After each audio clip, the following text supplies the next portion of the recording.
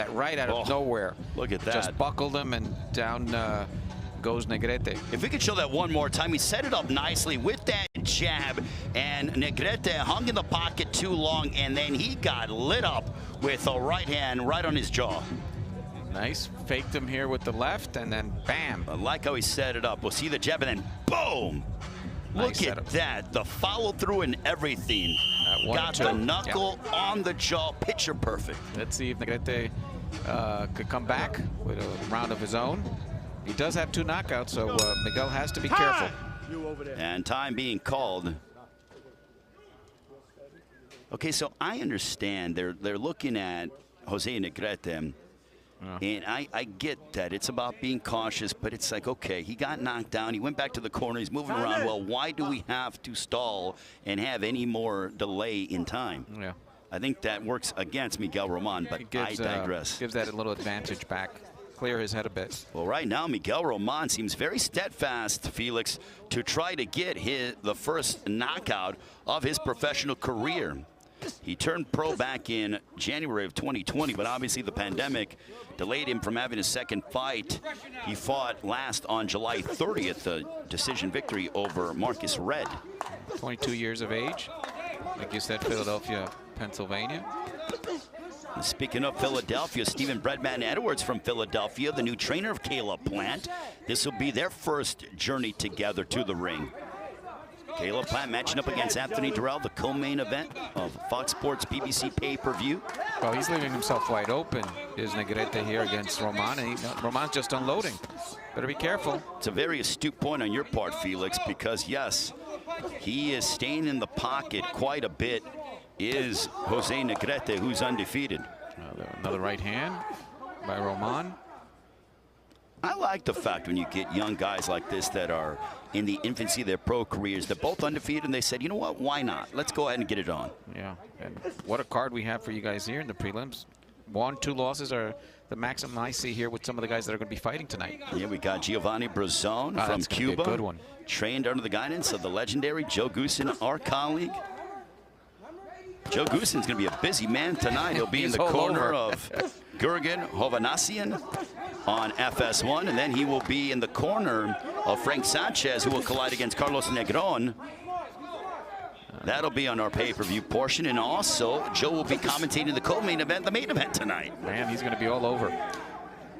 He'll be rocking his denim, and then he's going to change into his suit after the prior to the co-main event. Well, he does have a nice collection there of clothes. So.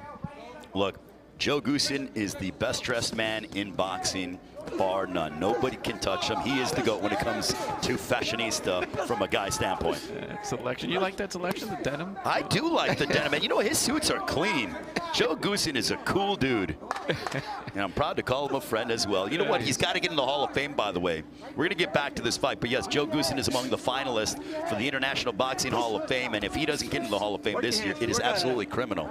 That'll probably happen. Oh, but bloody nose now. Negrete. So he's been tagging. Miguel has been tagging Negrete all fight. Good scrap to start the first minute of the first round, but now it's Negrete has been hurt a little bit. Roman is starting to piece him up, Felix, as you alluded to. The nose is being bloodied by Miguel Roman to Jose Negrete. Negrete keeps coming. He does. And that's the end of the second.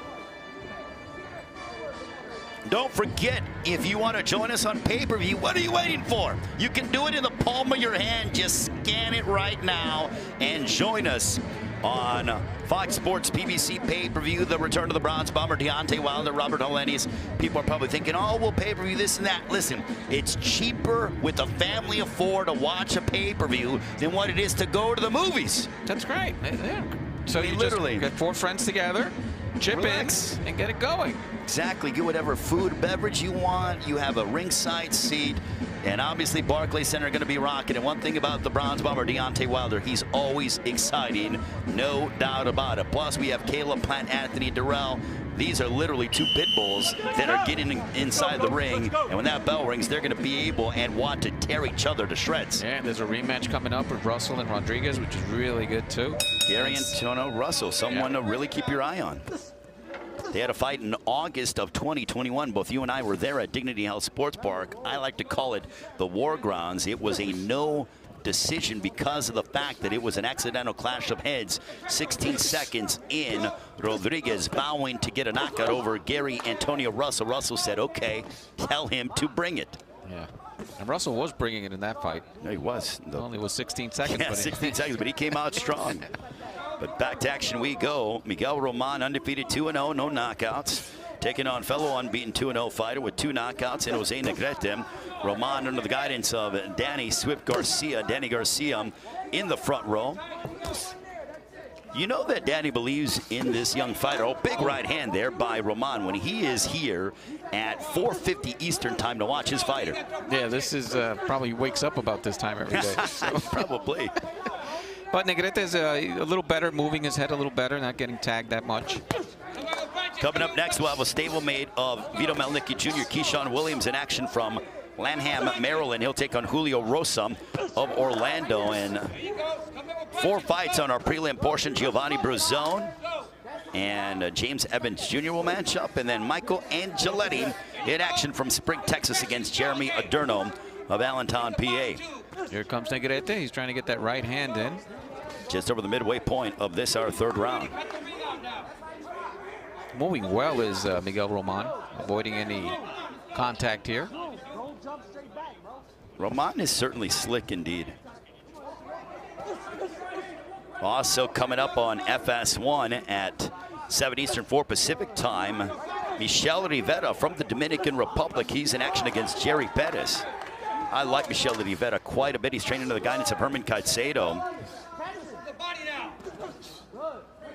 Michel Rivera, top 10 in the lightweight division, Felix. Yeah, it's, Dominican boxing has had a good couple of weeks. We saw Carlos Adames victorious last week at the War Grounds over Juan Macias Montiel. Then you have the likes of Hector Garcia and Alberto Puello, world champions, all 3 world champions trained under the guidance of Bob Santos. So it's fair to say Santos is doing a good job. I think Santos could run for president of the Dominican Republic if he wanted to with what he's been able to do with his fighters. But yes, another fighter from the Dominican Republic, Michel Rivera in action. Rivera's been saying, listen, I want Gervonta Davis. We both fight on the PBC end. I want him really soon. So there's talk about Gervonta Davis and potentially a matchup with Ryan Garcia. Garcia trained under the guidance of Joe Goosen as well. Wow. Joe, oh, nice big right hand there by Roman. A lot going on in boxing, and there is blood streaming from the nose of Jose Negrete. But don't forget to join us for Deontay Wilder, Robert Helenius, our main event. That comes your way, 9 Eastern, 6 Pacific time. Scan right now to order the pay-per-view. And Caleb Plant, Anthony Darrell. I've been around both Plant and Darrell for a long time with their careers. And I gotta say that both guys are emotionally charged. This isn't typical from either guy. Darrell fights better with emotion, but over the past couple of years, he really hasn't had a fight to really get the emotional juices flowing. With this particular fight, Caleb Plant, they both rub each other wrong. No, definitely, and Plant needs a rebound victory, let's say, after the Canelo fight. So it'll be interesting to see Plant, because he has skills, definitely has boxing skills. Let's see if he can display it tonight against Anthony Darrell. That's a great matchup to watch. 4th and final round here between Miguel Roman and Jose Negrete. Roman with a knockdown in the fight, time being called. Believe too much water. Eric Dolly keeping control. Benny Briscoe, who's been embedded in Philadelphia boxing for decades. He's cleaning up the water. But yeah, I'm really excited for Anthony Darrell, Caleb Plant. And the thing is, that's a co-main event. That could be a main event anywhere in the world, Felix. Yes, definitely. And his last fight, that uppercut, forget the fighter right now, but I mean, it's over. Marcos Hernandez, he wiped them out. Yeah, I mean, that was one of the best uppercuts I've seen in years. It was awesome. I got to tell you, the trash talking has been awesome, too, between the two. I mean, I've kind of been in the middle of all their exchanges, and thankfully they have not had any physical contact up until tonight. But I got to tell you, Felix, it did get testy during several parts of the press conferences. Well, what's some of the things they say that we haven't heard? Well, Anthony Darrell was saying the fact that he believes that Caleb Plant hasn't really fought anybody aside from a couple of guys. You know, Caleb Plant said, listen, I did what your brother couldn't do to Jose Luis Uzcategui. So, I mean, they just continue to go at it. I mean, you know, Anthony Darrell was, you know, yelling expletives at Caleb Plant and trying to get under his skin, and Caleb Plant just seems very laser focused and was saying, look, he's got all bark but no bite, and I'm going to go ahead and retire Anthony Darrell tonight. Oh, wow. So he went that far. Well, we'll see what happens tonight. Meantime, this fight, Negrete's picked it up a little bit. Yeah, yes. I mean, look, he's given a solid account of himself, even though he's behind on the scorecards. But Miguel Roman using his jab, boxing well, did put Jose Negrete down with a nice jab followed by a right hand. The right hand is what put him down, but it was all started from the jab. He's kind of got a little of that Philly shell going on, does Miguel Roman. So definitely emblematic of a fighter from Philadelphia. He's seen his couple of tapes with Danny Garcia there. Oh, yeah. Too bad it's only a 4-rounder, because I think these guys could have given more. Here is Negrete picking up the pace. Hammering away on the body is Jose Negrete. Oh. Big right hand there by Miguel Roman. Under a minute left in the fourth and final round. Okay. He's doing a little shuffle here. Better be careful, because Negrete's still on top of him. He does have 2 wins, both of his wins by knockout. There's a nice left hook by Negrete, but firing back is Roman. Roman with a chopping right hand. Final 35 seconds to go.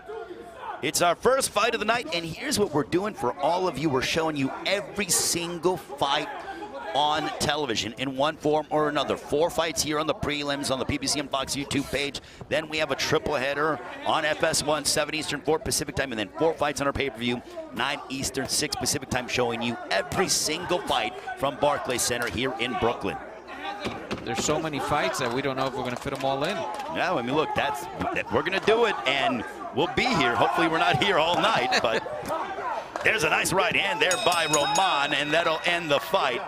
A very solid matchup to begin the afternoon and evening here at Barclays Center in Brooklyn. Well, speaking of Barclays Center here in Brooklyn, Felix, the Bronze Bomber Deontay Wilder, 4 fights, 4 victories, 4 spectacular knockouts. Spuka, Ortiz, Stavert, and most recently in May of 2019, Dominic Brazil. Oh, and that was a knockout for the ages. I mean, I still see Miguel Flores' face. It came out in every social media, but it was that, and it had such an impact, that punch that Wilder landed that night, that it was incredible, and we might see some of that tonight.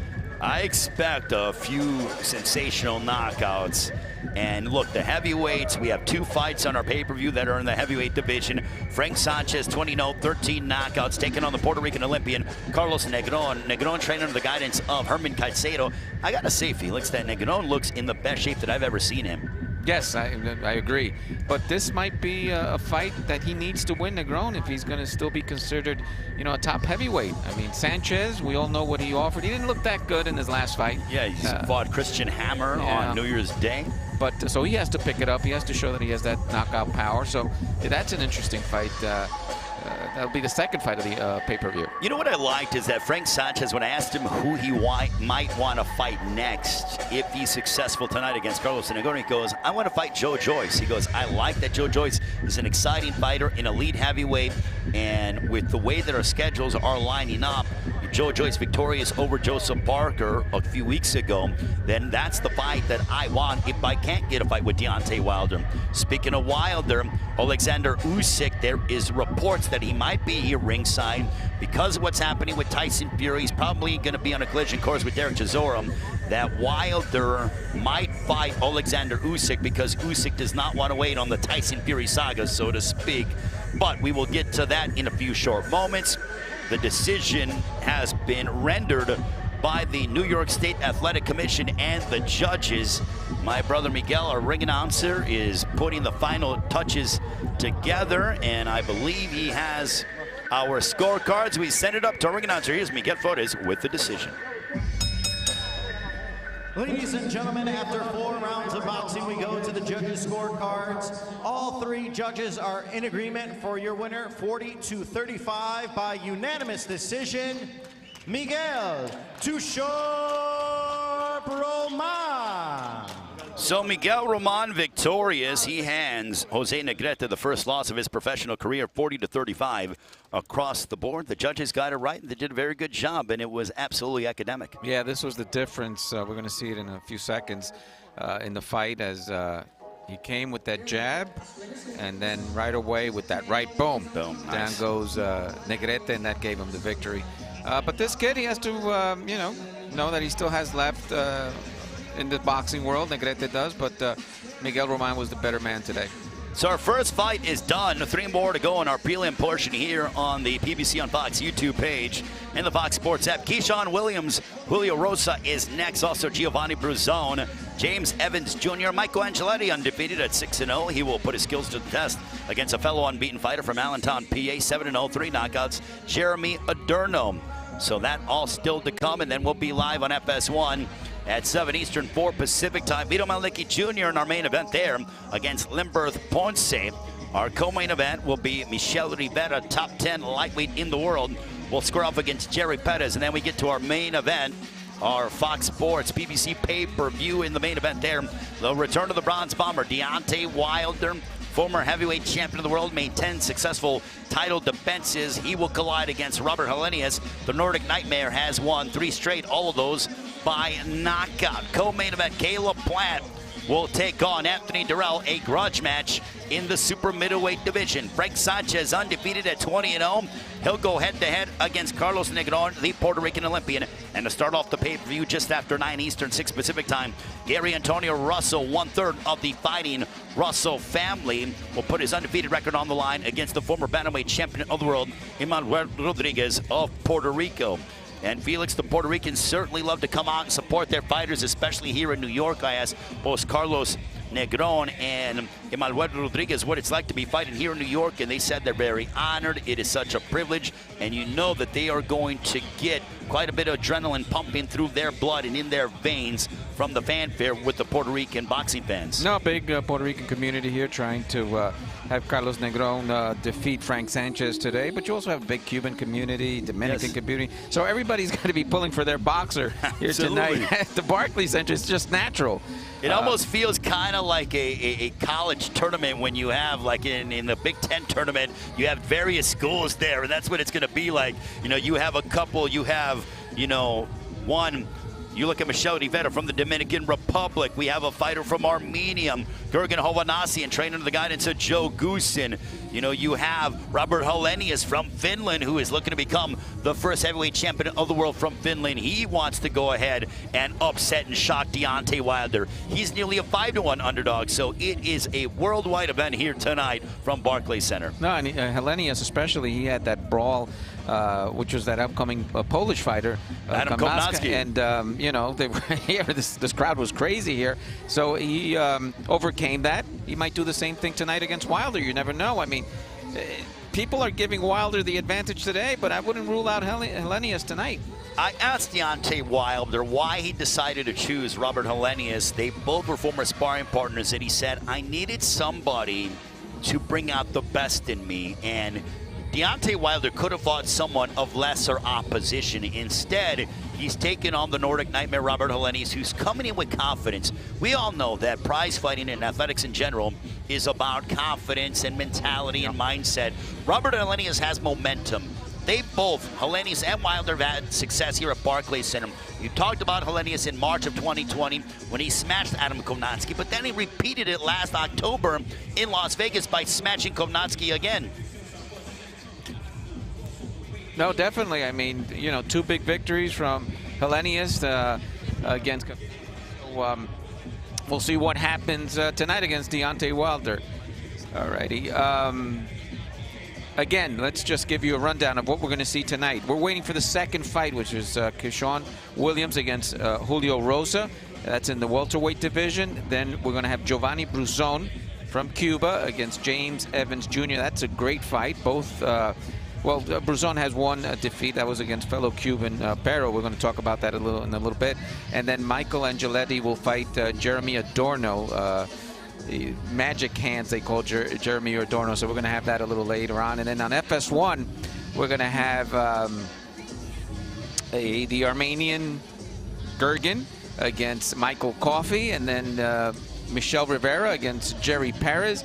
And we will end up with Vito Milanecki Jr. against Lebreth Ponce. And then that's when the pay-per-view starts. That's when the real fun starts. So make sure you order. We're going to have the first fight of Gary Antonio Russell against Emmanuel Rodriguez. And then the second fight of that pay-per-view will be Frank Sanchez against Carlos Negron. We already talked about that fight that's coming up.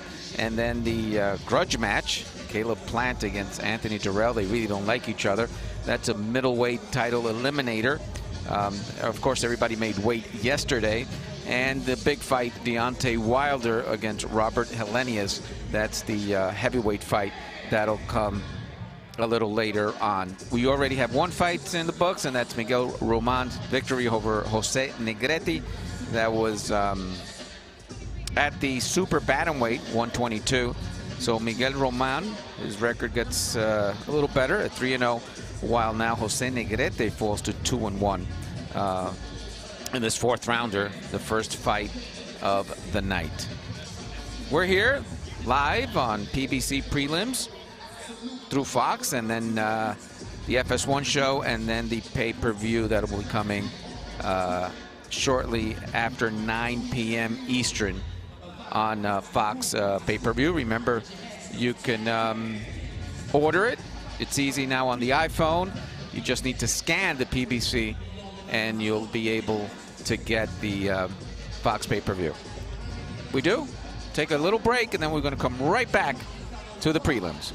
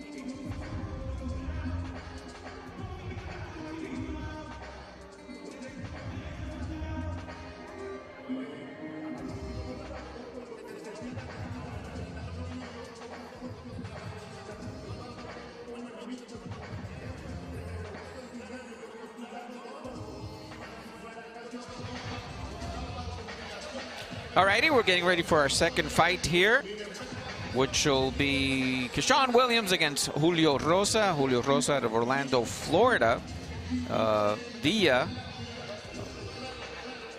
Puerto Rico, Bayamon, Puerto Rico. Julio Rosa with a record of 5-1 with 2 KOs. He'll be fighting Shawn Williams. Again, he's with the Vito Milanecki Jr. crew. Shawn with 9 wins, 1 loss, 2 KOs. This will be a welterweight fight. He came in at 144. Julio Rosa came in at 141. Well, now we have a chance to say hi to the people that work hard to keep us going. Of course, Sam Rubinoff. Our crew list: engineers Sandis Eichhorst, Gaswick Joseph, Christian Johnson. The graphics is Hardy Jansen. Audio, Adam Claremont. The second audio is Gary Topping. And the replay is John Walker. I'm sure he's dealt with a lot of Johnny Walker whiskey jokes. Ray's back, ready for our second fight here at the Barclays Center. All right, yes, we are certainly back. It is our second matchup. Shawn Williams matches up against Julio Rosa. Greatly appreciate Felix DeJesus helping out, doing double duty, as I am doing double, triple duty tonight as well. We love this job, and you know who also loves this job? Miguel Flores. We send it to him for introductions. Ladies and gentlemen, we continue the action here at Barclays Center. Once again, it is all brought to you by TGB Promotions, Bomb Squad Promotions, and Fox Sports. Sponsored by DraftKings Sportsbook. Our 3 judges ringside are John Matfis, Alan Nace, and Robert Perez. The referee in charge of the action is Eddie Claudio. And now Premier Boxing Champions present 6 rounds in the welterweight division. Introducing first in the red corner, wearing the pink and white trunks, he weighed in at 141 pounds. With 5 victories, including 2 by knockout, opposite of just 1 blemish, from Orlando, Florida, here is Julio La Pantera Rosa. And now introducing his opponent across the ring in the blue corner, wearing the pink and white trunks, he weighed in at 144 pounds. With 9 victories, including 2 by knockout, opposite of 1 defeat and 1 draw, out of Lanham, Maryland, here is Shawn Williams.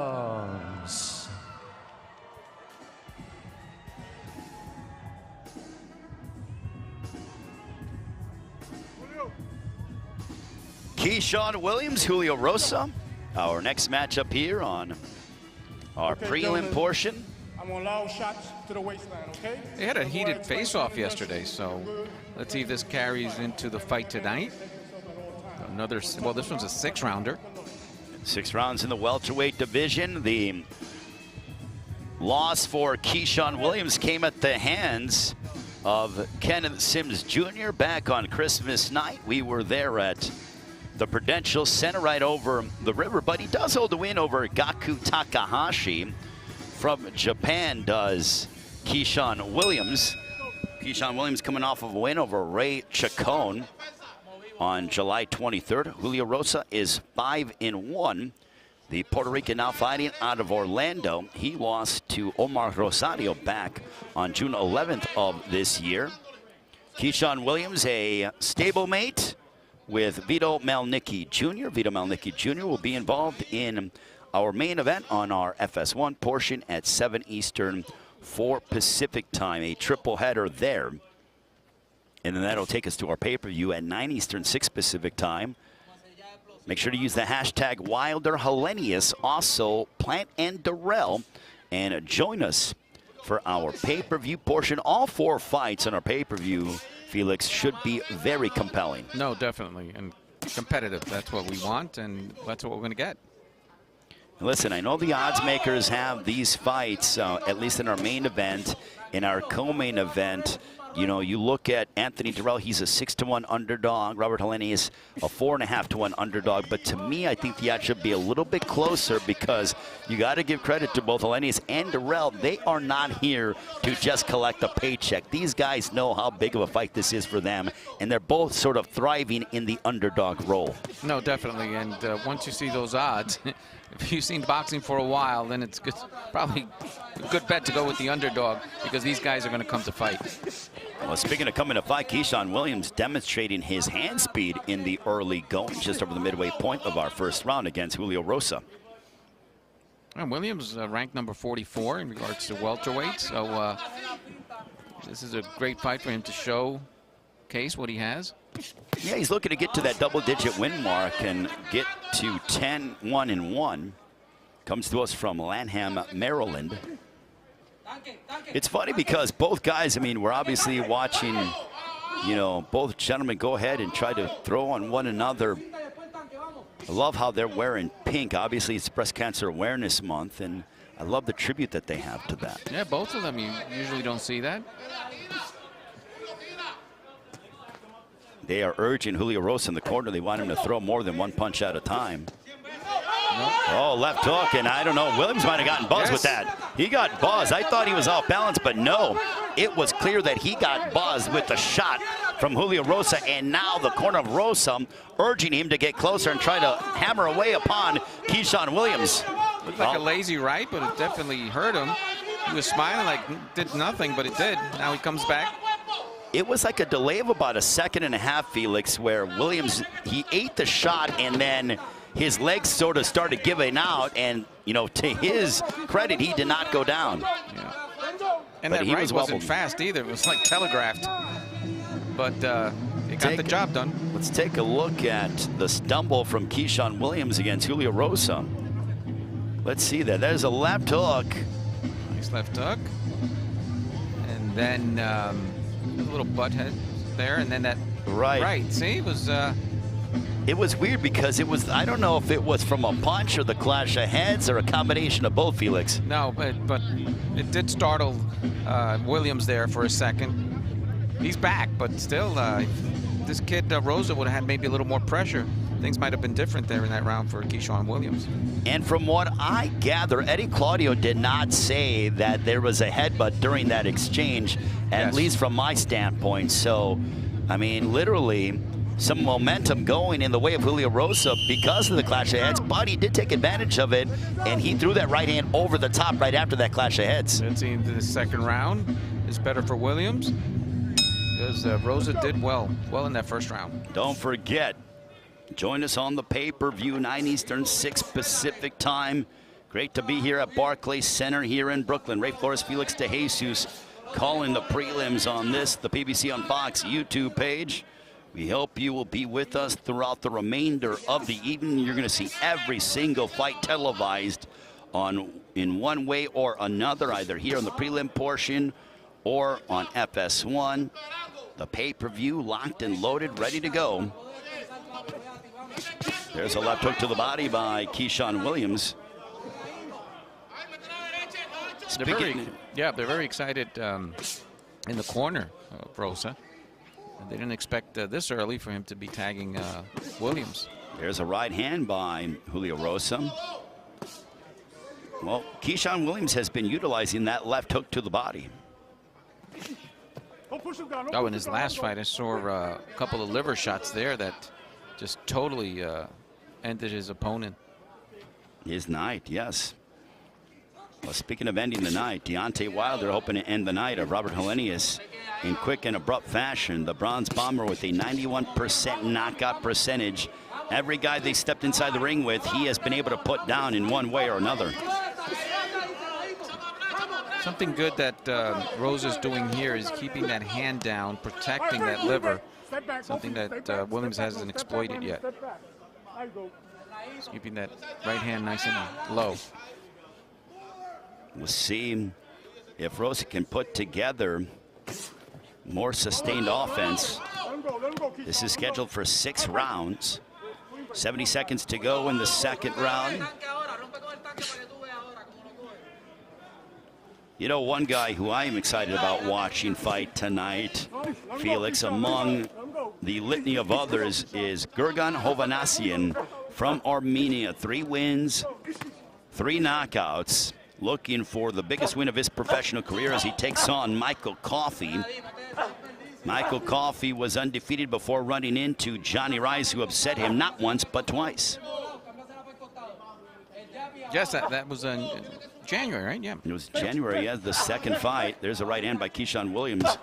But there is a lot of excitement, and there is a belief that Gurgan Hovhannisyan can certainly be a special heavyweight. And from what it sounds like to me, they want to move him along quicker than usual.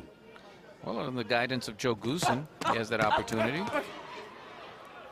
But Joe has not one heavyweight, but he's got 3.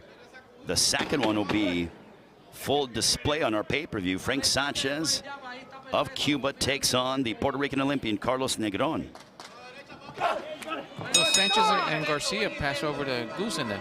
Yes, absolutely. Okay. So Frank Sanchez and Ryan Garcia, they made their way from Eddie Reynoso's camp, the Canelo Alvarez camp in San Diego, and they are now under the guidance of the legendary Joe Goosen. Seen something that they like, so they both went down there. I know you're a big baseball guy, and I know that, you know, there is obviously one of the probably the most talented athletes of all time. Bo Jackson played both baseball and football, and the whole thing was with Bo Jackson, Bo knows. Well, from a trainer standpoint, Joe knows. Because, man, oh, man, look what he's been able to do, and look at the stable that Joe Goosen has. I mean, it's literally, and Joe Goosen doesn't waste his time with just anybody. No, he won't take newcomers if he doesn't see a future in them. So Sanchez, who's fighting tonight on the pay-per-view, it's going to be great to see him fight and see if he's learned anything from Joe and how he's going to fight. Also, Bruzzone.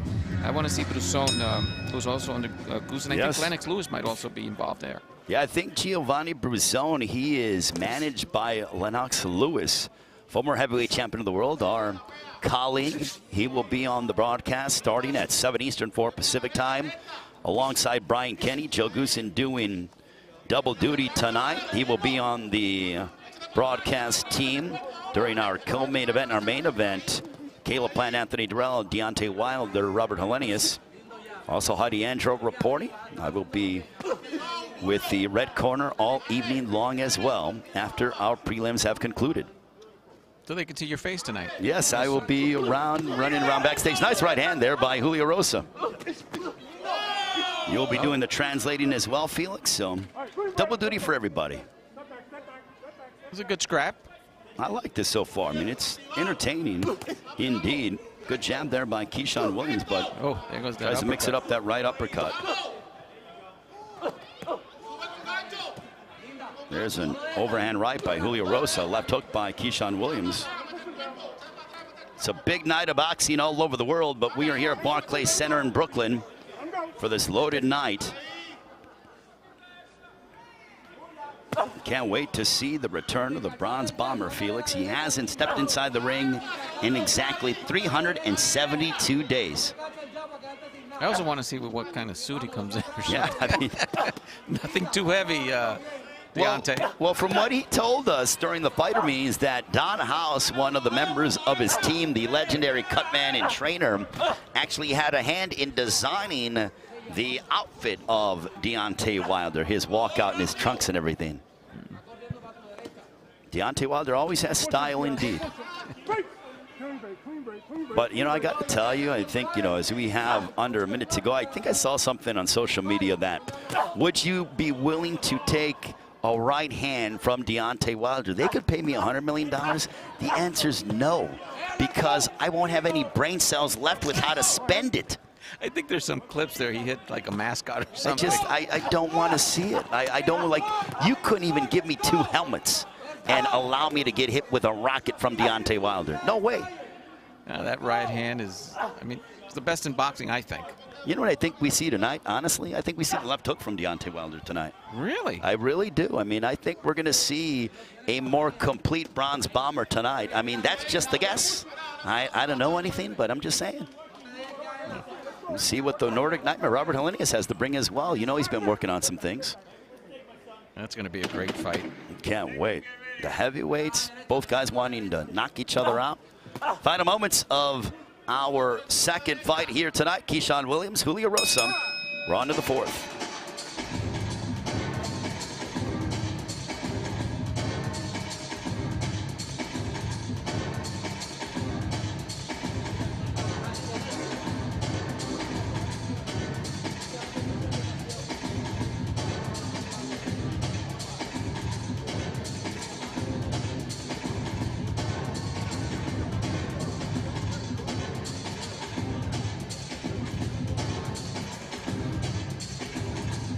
Don't forget, if you want to join us for the pay-per-view, all you have to do right now is scan with your phone and join us for this tremendous night. The Bronze Bomber, Deontay Wilder, Robert Helenius, Caleb Plant, Anthony Darrell. To me, and this is kind of like an old school pro wrestling term, Felix, and I'm saying this, these are my words, not the promotion or not the networks, but to me, this is a double main event. You know, you always heard back in the day, like, we have a double main event. Oh my goodness, and I think tonight that's exactly what we have with Caleb Plant.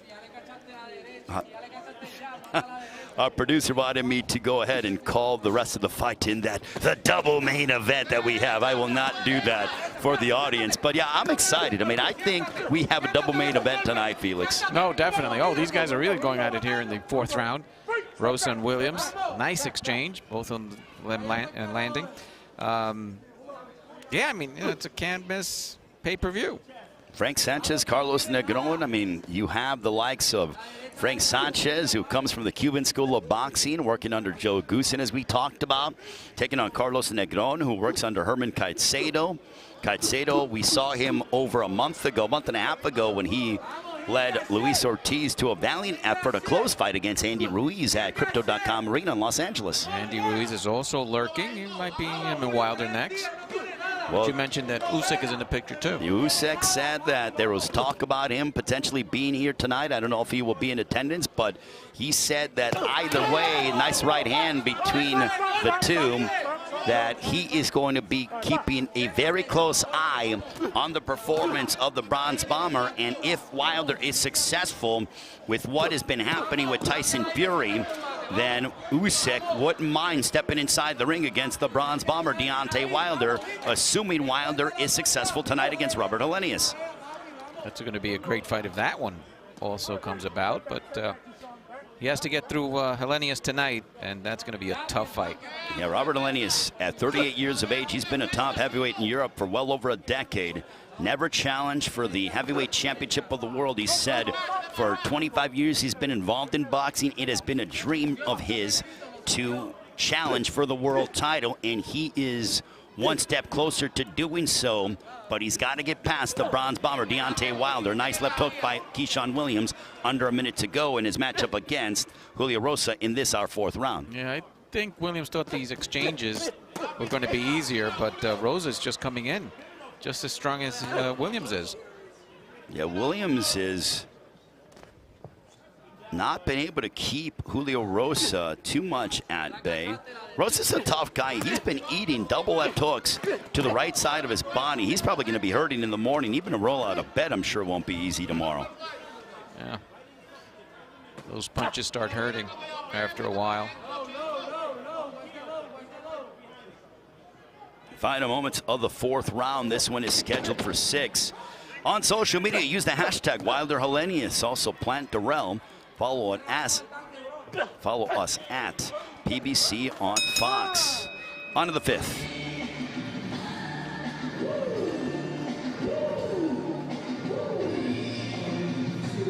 Also want to take the time out to thank our fine staff when it comes to the PBC on Fox staff. Want to thank Zach Kidman, who has been absolutely unbelievable. Want to thank Jessica Toll. Want to thank Tom McNeely as well. Derek Manning, the entire crew. We thank them so much. V as well, who has been absolutely marvelous. B. Stafford, yeah, you know, B. Stafford.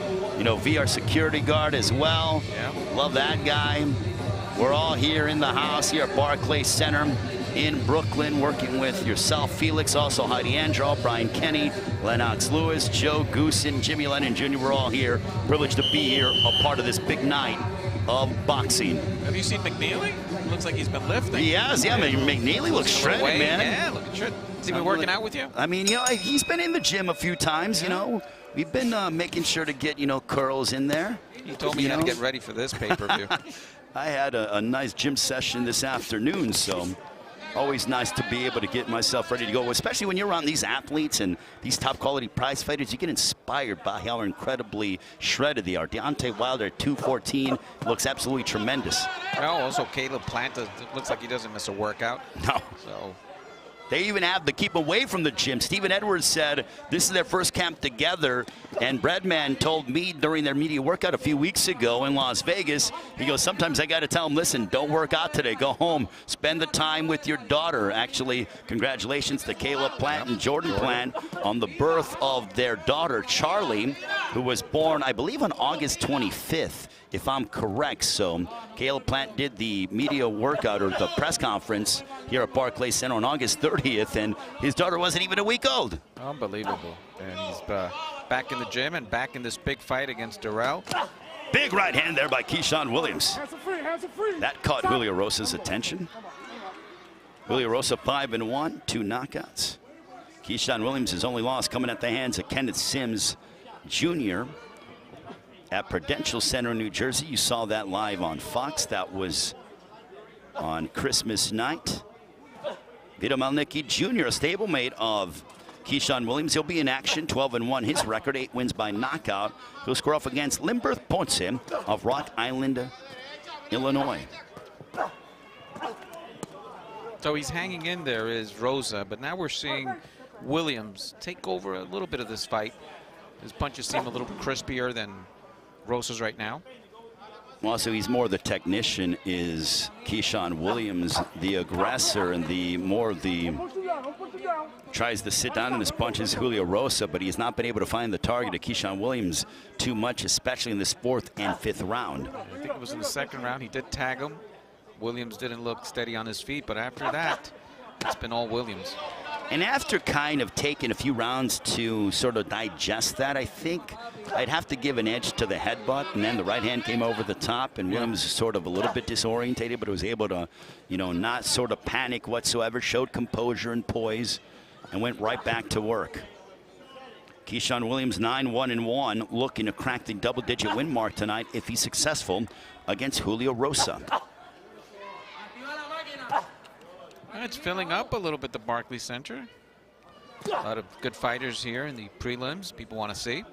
Look, the one thing about it is that if you are at a big prize fight, I want to see every fight. You know what? Because you want to get the best value, and also you see a lot of up-and-coming talent like a Keyshawn Williams, like a Giovanni Bruzzone, who everybody seems to be high on when it comes to the Joe Goosen camp. Michael Angeletti against Jeremy Adorno, Gergen Hovhannisyan and Michael Coffey, Michelle Rivera, Jerry Pettis, that on FS1, Vito Maliki Jr., Limbreth Ponce. The pay-per-view, we well documented that. Gary Antonio Russell, Emmanuel Rodriguez, Frank Sanchez in the heavyweight division against Carlos Negron, the Puerto Rican Olympian, Plant Darrell, Wilder Helenius.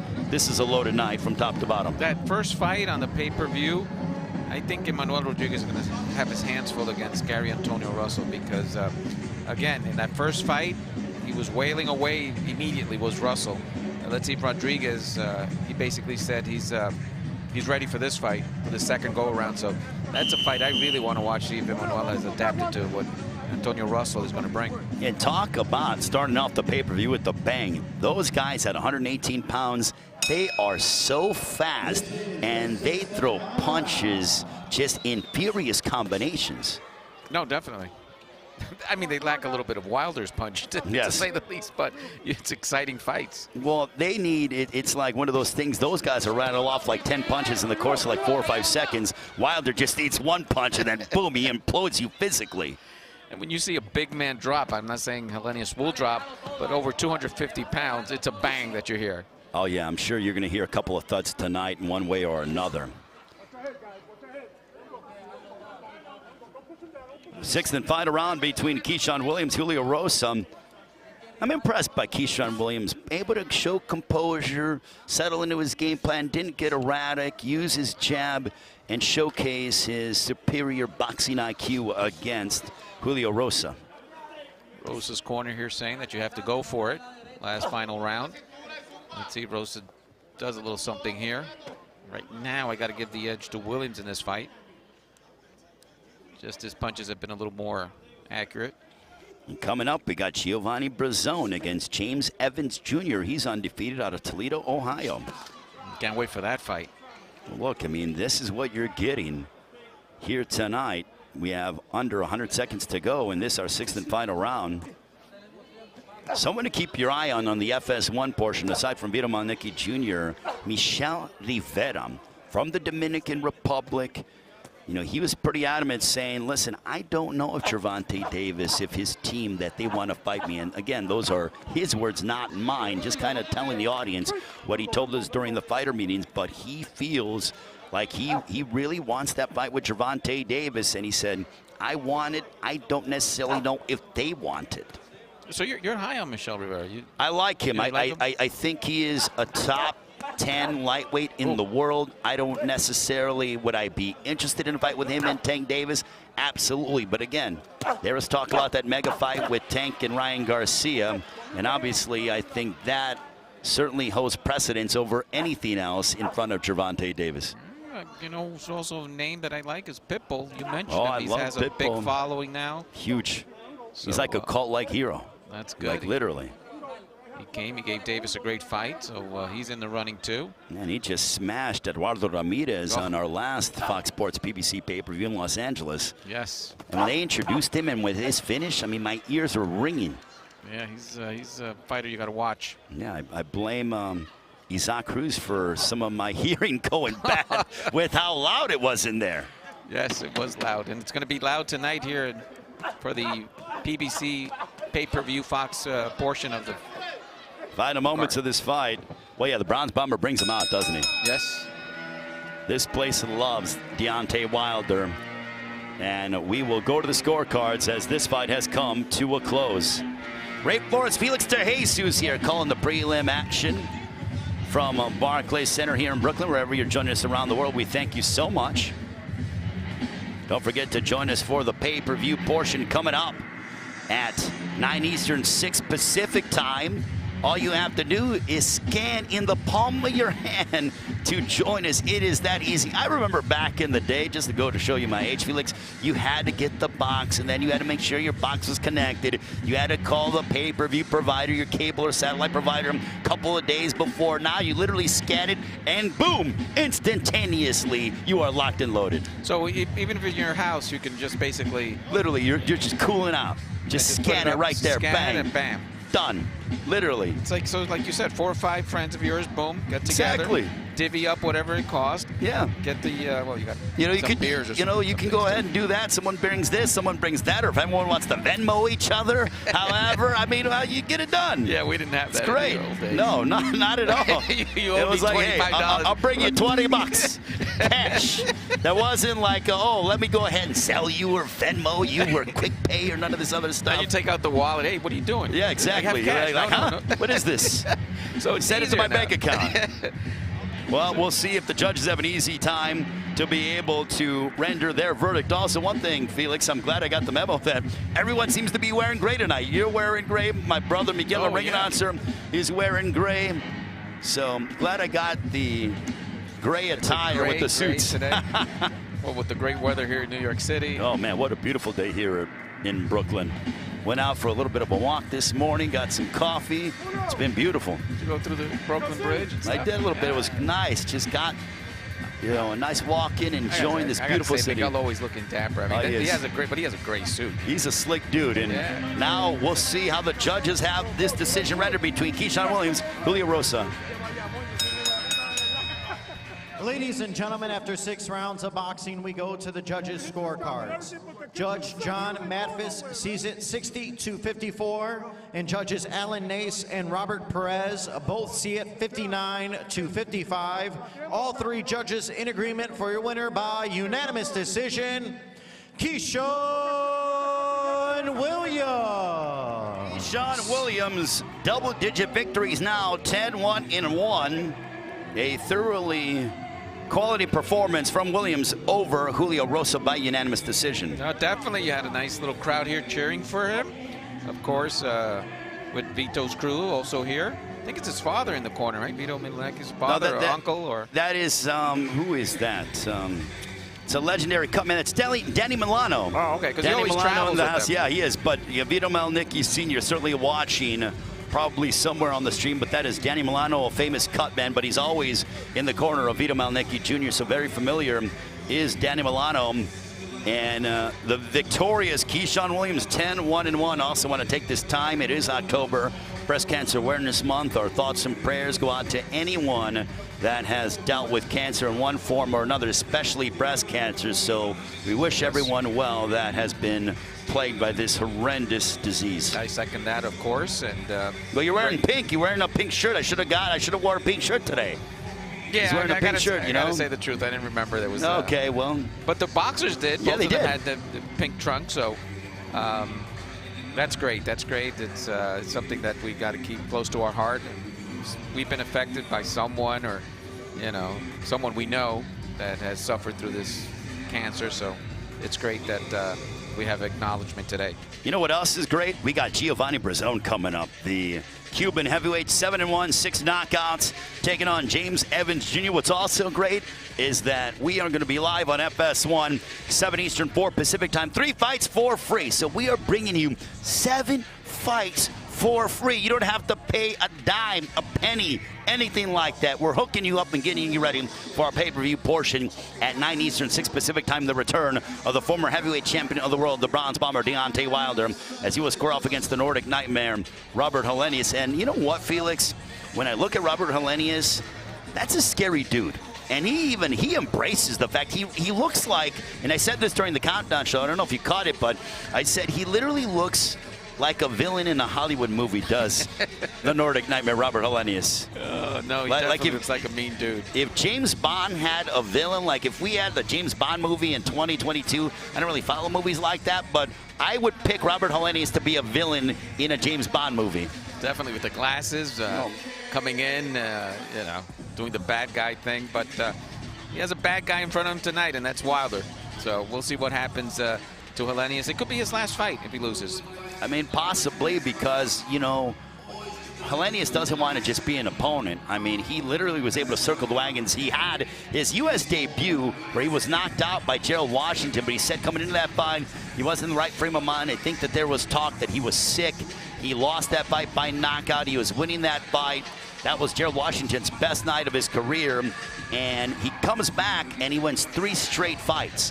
And literally, he was being brought in as an opponent on the B side when he fought Adam Kovnatski in March of 2020 inside this very building. And he goes out there and he shocks everybody. Literally, this place went silent because the Polish fans came out to support Kovnatski. Then in the rematch last October, he smashed him even more. You know, and Kovnatski can take a punch. He had the backing of the audience here. The fans were all just going crazy. And he beat him. I mean, he took the life out of Kovnatski. So can he do that against Wilder? We don't know. We'll know in the first 3 or 4 rounds what he has to offer, does Helenius. But you got to see, you got to watch it to see if he can do it. I mean, it'll be one of the biggest upsets, I think, if he beats Wilder tonight that we've seen definitely this year. Absolutely. Well, from the odds maker standpoint, Helenius is a 4.5 to 1 underdog. And you know what? We want to know your thoughts on what fight you're excited for the most. We want to get involved with you, the audience watching, wherever you are. Follow us at PBC on Fox. Follow me at SBR Flores. Follow him at Felix DeJesus MLB. And tell us what fight of the 4 fights in the pay-per-view that you're most excited for. Is it Gary Antonio Russell and Emmanuel Rodriguez in the bantamweight division? Is it the heavyweights, Frank Sanchez, who's undefeated, the Cuban taking on the Puerto Rican Olympian Carlos Negron? Is it the grudge match in the super middleweight division, Caleb Plant and Anthony Darrell? Or is it the main event with the bronze bomber, Deontay Wilder and Robert Helenius? Felix, if you could pick any one of the 4 that you're most excited about, which one would it be? I think it's an even toss between Wilder and Helenius and Plant and Darrell. Yeah, I'm with you. I completely agree. See what they got to offer. And then I want to see Sanchez and Negron too. Yeah, absolutely. And, you know, Russell and Rodriguez. All 4 I want to see, but I think maybe the main event and the co-one are the ones that I want to really see what happens there. As I said, double main event tonight on Fox Sports PBC pay-per-view. If you can't be here at Barclays Center, listen, you can watch in the comfort of your own home. Scan it to buy right now. It is so easy and efficient, and be a part of what will no doubt be an exciting night of boxing. I guarantee that it's going to be exciting, and I don't make guarantees very much in my life, Felix, but I guarantee you, you will be entertained. Okay, there's been some upsets already. Yeah, absolutely. The Phillies beat the Braves, by the way, and now the Phillies pass on to the next So the Braves round. are done, huh? The Braves are toasted. Champs, that's it. The champs have been dethroned, is what you're telling me. So catch all the Major League Baseball on Fox, FS1. Oh, yeah, absolutely. Hey, look, you know, it's a lot of quality stuff tomorrow. The NFL back and ready to go, even though I'm, you know, going to enjoy a Sunday that's not full of disappointments with my Chicago Bears after what happened with Washington. But let's not talk about that from Thursday night. So what's their record now? They're 2-4 is what they are with Justin Fields and company with a matchup on Monday Night Football. Oh, with the Jets and Giants, they're playing well. I'm glad you brought up the Giants because Deontay Wilder spent some time with the New York Giants on Wednesday prior to the media workout. He went out and hung out with the New York Giants at their practice facility. Yeah. He didn't look out of place. I mean, no, he could be a linebacker. Or, you know, he's that big. Yes, he is. I mean, literally, Deontay Wilder could be a linebacker. Imagine that. Imagine putting a helmet on Deontay Wilder and some pads and having him run at you full speed. And that right hand probably. Oh my goodness! Yeah, bang. Well, you know, one of the sickest knockouts and people are probably going to say, you know, the Wilder and Brazil knockout, but I got to go back a little bit when he finished off Gerald Washington. He literally was like a skater. He went to his left, to his right, and then brought a sweeping right hook on the top of the head of Washington. That was unbelievable. Like the things physically that Deontay Wilder can do. even at 36. He will turn 37 next Saturday, is something to admire. No, and I think he could do it at a lower weight. He was, you know, not that heavy when he was fighting Tyson Fury. So these are the things that he's going to bring tonight. So I definitely think we're going to see a faster Wilder tonight. He says he feels happy, he feels comfortable at this weight. So for Robert Helenius, watch out. Wilder's coming. And this is his second straight fight with Malik Scott as his lead trainer. And I have seen their chemistry. They've always had chemistry, but I think that with their camps, it has gotten better significantly. Not that it was bad in the first one, in their first journey when they fought Tyson Fury the third time, but I just think that Wilder and Scott are really just starting to hit their stride. Yes, I think so. You know, it just takes a little time to blend. They're finally getting to that point. So can this be the second coming of Wilder? I know he had 2 tough defeats against Fury, but this is what he's looking for, and this is what he wants. So he's strong on having Scott in his corner. So there's definitely some blend, some mixture there that's finally getting together. Well, Deontay said he wants to fight till age 40, and then he said he's done. He goes, I'm going to give it till 40, and then my career will be finished. So he feels like he has 6 or 9 fights left in his career. That's a lot of fights. Yeah, that's a lot of fights. But if he says so, and, you know, 40 is really not that old. No, especially in the heavyweights. Look, the last thing to go as a heavyweight and as a prize fighter is your power. And we all know Deontay Wilder has significant power. I mean, how old is Luis Ortiz? I believe Luis Ortiz, 42, if I'm correct. 40, yeah, 42. Maybe a little older. Yeah, maybe, you know, depending. I mean, that's what I got on the biographical information. Just because I've dealt a lot in baseball with the Cuban baseball player. Maybe put an extra 2 or 3 years on it. Ortiz is officially 43, very much to Sam Rubinoff for letting me know that. But also, you talked about trainers with Deontay Wilder, Malik Scott. How about Stephen Breadman Edwards from Philadelphia working with Caleb Plant? He went to Las Vegas with this camp, and Caleb Plant said, listen, we added Breadman Edwards alongside my father, Richie Plant. They got, you know, a quality camp there and a quality team with Caleb Plant as he makes his return for the first time since a valiant effort, a loss at the hands of Canelo Alvarez, taking on Anthony Darrell, who is coming off of a spectacular knockout win over Marcos Hernandez. Oh, Plant, I want to see what Plant has to offer. I mean, he's mad. He's mad since that Canelo fight. So he wants to show the world that he's still a top-notch fighter. Well, he has his chance here against Anthony Darrell, who's not going to give him an inch. Both men have chastised one another. Plant said, I am going to go ahead and I'm going to stop this guy. I'm going to beat him so bad that Anthony Darrell is going to retire. And he stated that Anthony Darrell has all bark and no bite. Meantime, for Anthony Darrell, he has told Caleb Plant, who have you fought? Don't get on your bike because you better be ready for what I'm going to bring here tonight. No, it's funny. He says, I just don't like the guy. I know. Literally. I mean, I just don't like him. So I don't think we're going to see some handshakes. Or maybe after the fight, you know, they'll get over it. But it's definitely a grudge match, and they're going to show it in the ring today. That's, it's a 12-rounder. Of course, the heavyweight bout is a 12. Then we got a 10 with the Sanchez-Negron fight. And also the first fight on pay-per-view, 12-rounder between Russell and Rodriguez. Going to be a fun night of boxing. And now we turn our attention to the heavyweights for the first time in the evening. Giovanni Bruzzone and James Evans Jr. matching up. And Giovanni Bruzzone from Cuba, led to the ring by the legendary Joe Goosen, who is up for the Hall of Fame in Canastota. Giovanni Bruzzone inside the ring now, the southpaw, standing 6'4" tall. His record 7-1. Giovanni Bruzzone in action against James Evans Jr. To get the night started, let's set it up to ring announcer. Here's Miguel Flores. Ladies and gentlemen, we continue our next bout. Once again, it is all brought to you by TGB Promotions, Bomb Squad Promotions, and Fox Sports. Sponsored by DraftKings Sportsbook. Our 3 judges ringside are John Basili, John McKay, and Robert Perez. The referee in charge of the action is Eric Dali.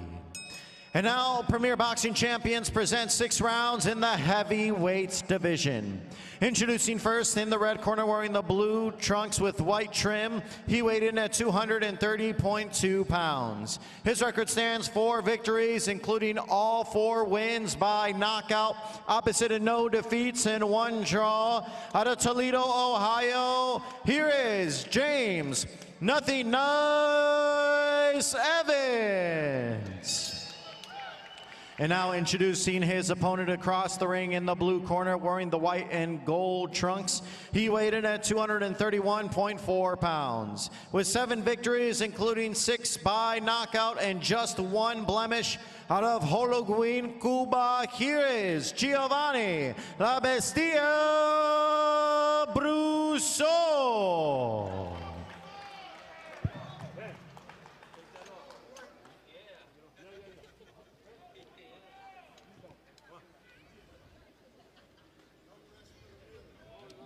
Okay, gentlemen, you already know the rules. Let me remind you to keep it clean, protect yourself at all times, obey my commands at all times. Touch gloves.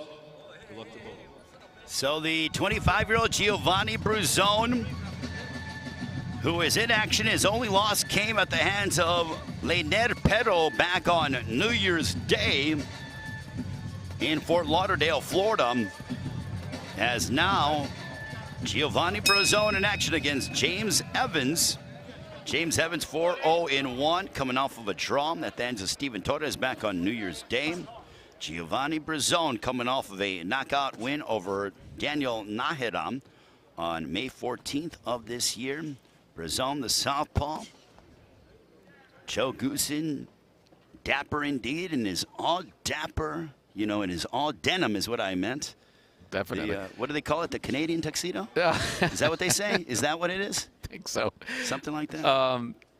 He looks big, doesn't he, Bruzzone, huh? He's massive. And it was a war that he had with Pero, both Cuban fighters. And he stands 6'4", a reach of 80 inches. Yeah. Let's see if he... I did see him throw a lot of haymakers, head hunting in his fight against Pero. Let's see if he's changed a little bit now under Goosen. Looks right off the bat, he's changed his style a little bit. Southpaw, Pero, 25 years old. Bruzzone has only lost against Pero. Yeah, no shame in losing to Pero in that fight. That was a very entertaining It was a matchup. vicious fight. It was vicious. It really was. The guys went after it. But Giovanni Bruzzone, Joe Goosen has 3 heavyweights tonight. Coming up on the FS1 portion, it'll be Gurgen Hovhannisyan of Armenia. He's undefeated 3-0, 3 knockouts. Taking on Michael Coffey in his biggest test to date for one, Gurgen Hovhannisyan. And then Frank Sanchez on pay-per-view against Carlos Negron. Sanchez undefeated at 20-0. Looking closely is Lennox Lewis and Kenny. Brian Kenny looking at this fight. Of course, there's interest there from Lewis and this kid Bruzzone. It's looking good. First round, they're feeling each other out. Yes, because Lennox Lewis is part of the management team with Giovanni Bruzzone. Okay, so this kid Evans is undefeated 4-0. 4 KOs, so let's see if he has a little power. I like how Bruzzone is just using his jab and you know, very, not cautious, but, you know, he is just very diligent and aware and cognizant of the power of Evans. I think he's gained some weight since his last fight. Much needed weight. You know, you want to be nice and sturdy. He looked a little slimmer in his last fight. You know, especially when you're dealing with the these giants here in the heavyweight division. Yo. That's a nice right hook. Yeah, that hurt Evans. Well, even, I mean, Frank Sanchez, when he weighed in yesterday, I mean, the guy's absolutely shredded. Yeah. I mean, my goodness. And then you look at Carlos Negron, who looks to be in the best physical shape I've seen him. Oh, yes, I was impressed yesterday seeing Negron. Spoke with the team of Carlos Negron, and they have quite a bit of belief that they can upset Frank Sanchez here tonight. That would be something. Sanchez, highly regarded. Negron's had some tough fights, trying to rebound. And I want to take the time to say hi to Tom Brown. So I'm at Yankee Stadium yesterday. Very nice. Some of the guys went for the second game. Yes. The Yankees lost that second game, but they were there. The president of TGB Promotions. Okay, yeah, he was there. Tom Brown. Some other guys. His son Rosa Justin was there as well. He did go to the game too? He did. Okay. We went to the game with his dad, Tom Brown. Also, I didn't see hello him. to Brittany Goosen Brown, the vice president of TGB Promotion. She has done a phenomenal job all week long, as she always does. A couple of people that have tweeted, Justin Shackle, good friend from Yankee Stadium. Absolutely. A couple of the games. I think he does boxing too, Justin. Yeah, he does. You know, he's a man of many talents. Carolina but also. Speaking of a man of many talents, Joe Goosen with his signature, the legendary Joe Goosen with his signature denim. He'll put on the suit later tonight to call the co-main event and the main event. But I would love to see his closet. I mean, I'm sure it's like denim and then suits, and probably a combination of the two. Although I've never seen Joe Goosen wear black denim. Have you? No. I've never seen him. It's all just like the blue denim. Okay, there we go. But speaking of blue trunks, wearing the blue trunks is James Evans Jr. taking on Giovanni Bruzzone. Bruzzone attacking the body of Evans. Don't forget to join us on the pay-per-view, 9 Eastern, 6 Pacific time. The return of the Bronze Bomber, Deontay Wilder, as he takes on Robert Helenius. Caleb Plant, Anthony Darrell in a grudge match. I mean, literally, the storylines that we got out of Plant and Darrell, I mean, it's almost like it's like writing a WWE script, but it's actually true, authentic disdain. Under, a minute has elapsed here in this second round. Totally different fighter is Bruzzone than his last fight. Oh, big left, that wobbled. Yeah. Oh, my goodness, what a shot by Bruzzone, and another left. Oh, boy, Evans, I think, is in trouble. Yes. And look at Bruzzone. He is teeing off on Evans. That first left snapped back the head of James Evans Jr. This is to show you my age. It snapped his head back like a Pez dispenser. Literally. Well, it's not that old, right? We saw it in the Seinfeld episode. Probably, yeah, but it's like 25 years ago. Oh, man, Bruzzone is showing some skills now. He looks good. But Evans, he's holding on. He knew when to hold on, so let's see if he can get back his wits and start fighting again. When it comes to fighters from Toledo, Ohio, they are very tough. And what the fighter that comes to mind is the former lightweight champion, Robert Easter Jr. from Toledo, Ohio. Oh, but now the combinations are just landing right now for Bruzzone. It's right now, and things could change. The quality of Bruzzone is showing here against Evans. Under a minute left here in this second round. Just over an hour away from us going live on FS1, 7 Eastern, 4 Pacific time. A triple header there. Gergan Hovhannissian, Michael Coffey, Michel Rivet in the lightweight division, and Jerry Perez. Vito Maliki Jr. in the super welterweight division, taking on Limberth Ponce. Then we'll get you to the pay-per-view. Nice left again by Bruzzone. Out of his 7 wins, 6 have come via knockout. Oh boy, that was a left, and it was almost like a little bit of a delay. It felt like Evans was going down, and now he does. He's looking at his corner. This might not take too long. Well, the round might save him the time. It will save him.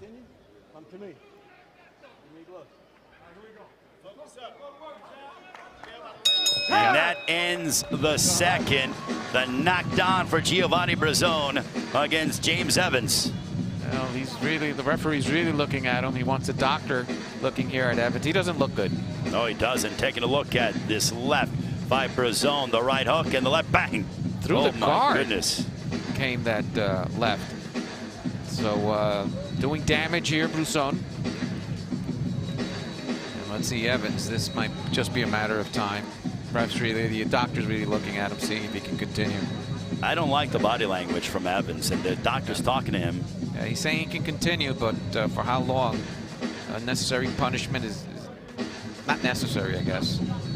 Look, if he's willing to go out for another round, then that's fine. But to me, the body language indicates that if Bruzzone turns up the heat in another combination, too, the fight will be over. Yeah, he could get hurt. So let's see what happens here. But he needs to do something. Eric Dolly taking a long look at James Evans. They're calling time just to see it again. They want to make sure he's responding. He has like a glassy or a glossy look on his eyes. He's glassy. In this corner, they're telling him to say that he's good, but is he?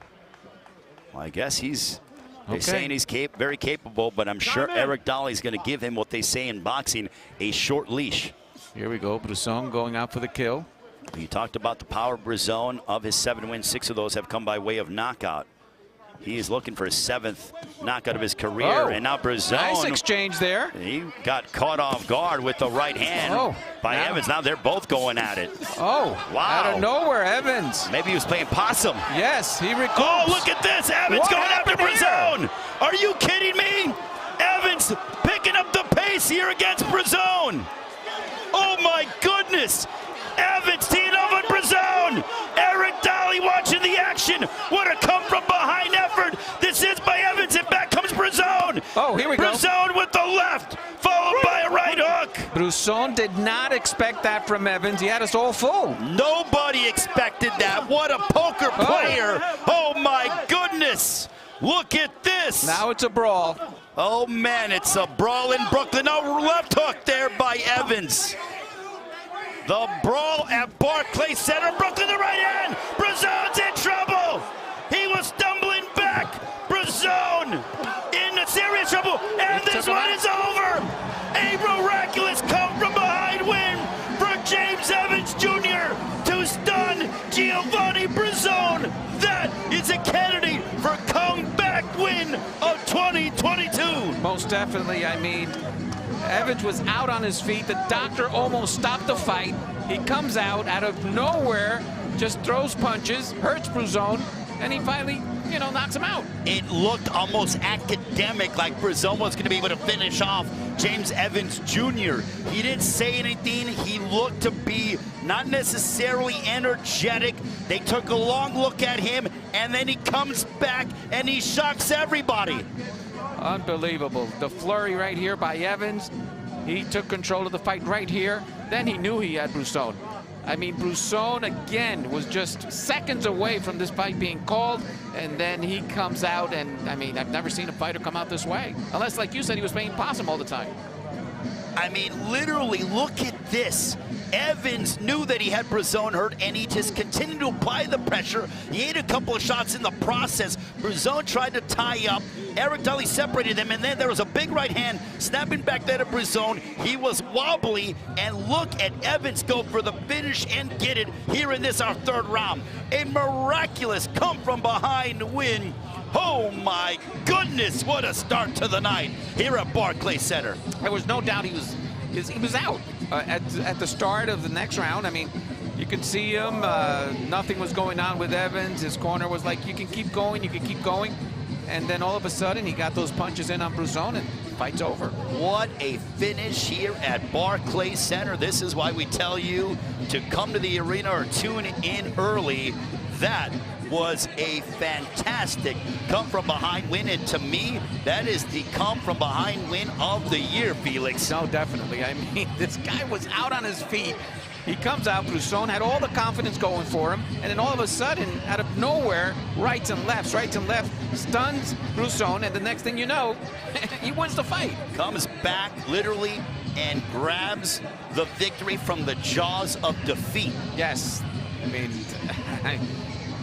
you don't see these kinds of fights that often. And Joe Goosen went ahead as James Evans went to, pay respect to the corner of Giovanni Bruzzone, and Joe Goosen sort of looked at him and pretty much said, hey, man, congratulations. Yeah, I mean, and now to make it all official. Back to the drawing board and see what happens. To make it all official, here's Miguel Flores.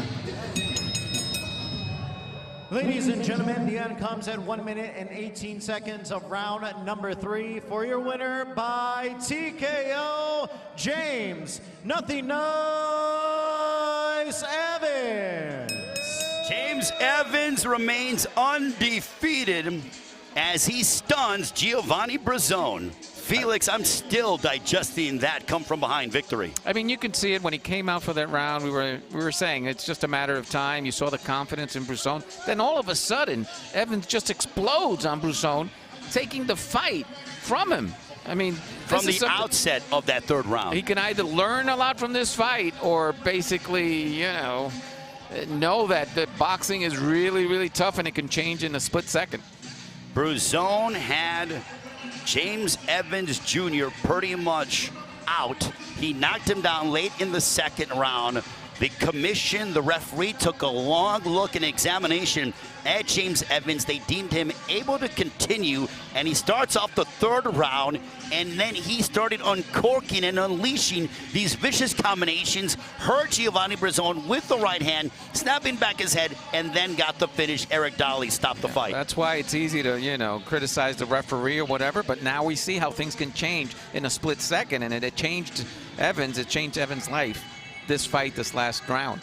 Well, James Evans with a come-from-behind win, and especially in the heavyweight division, anything can happen. And that's why we're telling you, tune in tonight. The Bronze Bomber Deontay Wilder, Robert Helenius. Also, we have Frank Sanchez, Carlos Negron, part of our pay-per-view. Nothing like the heavyweight division.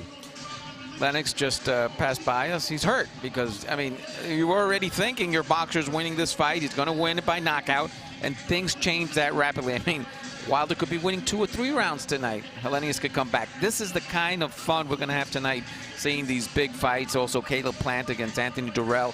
I mean, in 1 second, things could change, and you got to be present. You got to buy this pay-per-view. Well, also, too, look at the Bronze Bomber. The Bronze Bomber was down in both fights to Luis Ortiz, especially in that second fight, comes out, and then in the 7th round, if I'm correct, unloads that right hand and finishes off Luis Ortiz. Yeah, that's what happened. I mean, you know, and then you go and interview Ortiz at the end of the fight. He doesn't know where he's at. I mean, when a heavyweight hits you, it's like, you know, like hitting you with a bat or something. I mean, it's very hard to recoup.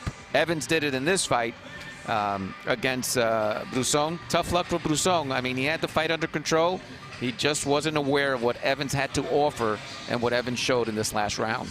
Congratulations to Evans. Absolutely. He remains undefeated as well. And now we will turn our attention to Michael Angeletti and Jeremy Adorno. But man, oh man, these prelims have been exciting, and that one certainly caught us off guard. Then we have the heavyweights also in FS1. That's Michael Coffey. And Gurgan Hovhannisyan. So that's going to be a good one. I mean, when heavyweights get in there, it's the most exciting part of boxing. Anything is possible. Anything. And literally from 1 minute to the next, 1 second to the next, it could change on a dime. You can't sleep. Bruzzone slept a little bit, and Evans with the victory.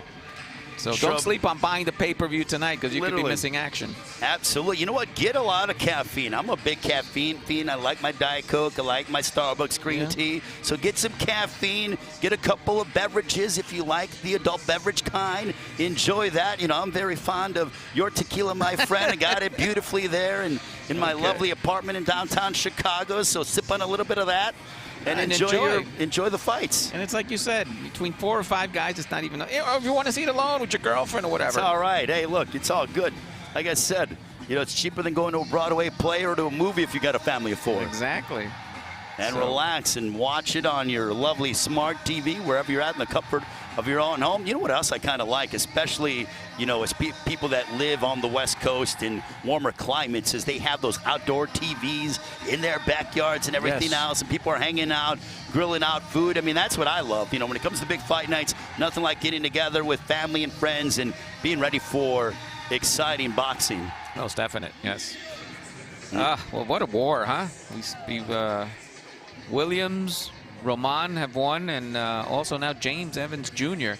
Like you said, now the native from Toledo, Ohio. I told you about fighters from Toledo. Robert Easter Jr., former lightweight champion of the world, is tough and certainly indeed. And James Evans victorious here tonight. And coming up, we have a matchup between 2 unbeaten fighters, Michael Angeletti and Jeremy Adorno, and that'll take us to FS1. 7 Eastern, 4 Pacific time. Michel Rivera, undefeated. He'll be involved in the co-main event there. He'll take on Jerry Perez. Gurgan Hovhannisyan of Armenia. They told me the cap of Gurgan Hovhannisyan, they said that he could have fought and made it to the Olympics, but a lot of politics. But they feel that this guy is going to be a star in the heavyweight division, but he will have his hands full against Michael Coffey. No, that's going to be a great fight. That's to start off the FS1. So 3 fights on FS1. And then the 4 pay-per-view fights. So we got 8 fights remaining throughout the night, and you're going to see every single one of them. But the way you watch the last 4, very easy. Scan it by the pay-per-view in the palm of your hand. You can do it right now and enjoy the Bronze Bomber, Deontay Wilder, Robert Helenius. Also, we have Caleb Plant and Anthony Darrell. And you know what? One thing I got to give credit to both Plant and Darrell during the stare-down yesterday. There was no pushing. There was no shoving. They were talking a lot. They were both giving each other they were verbally sparring, but they did not go ahead and have any antics physically. But when that bell rings, you know that they are so excited to punch each other in the face tonight. Yeah, Darrell is at a crossroads. I would say Plant also. He needs a victory. Darrell too. So, I mean, they can't afford another loss. So. And plus, they don't like each other, so one of them is going to come out on top. And I think here's the biggest thing, aside from their records, it's a bragging rights thing.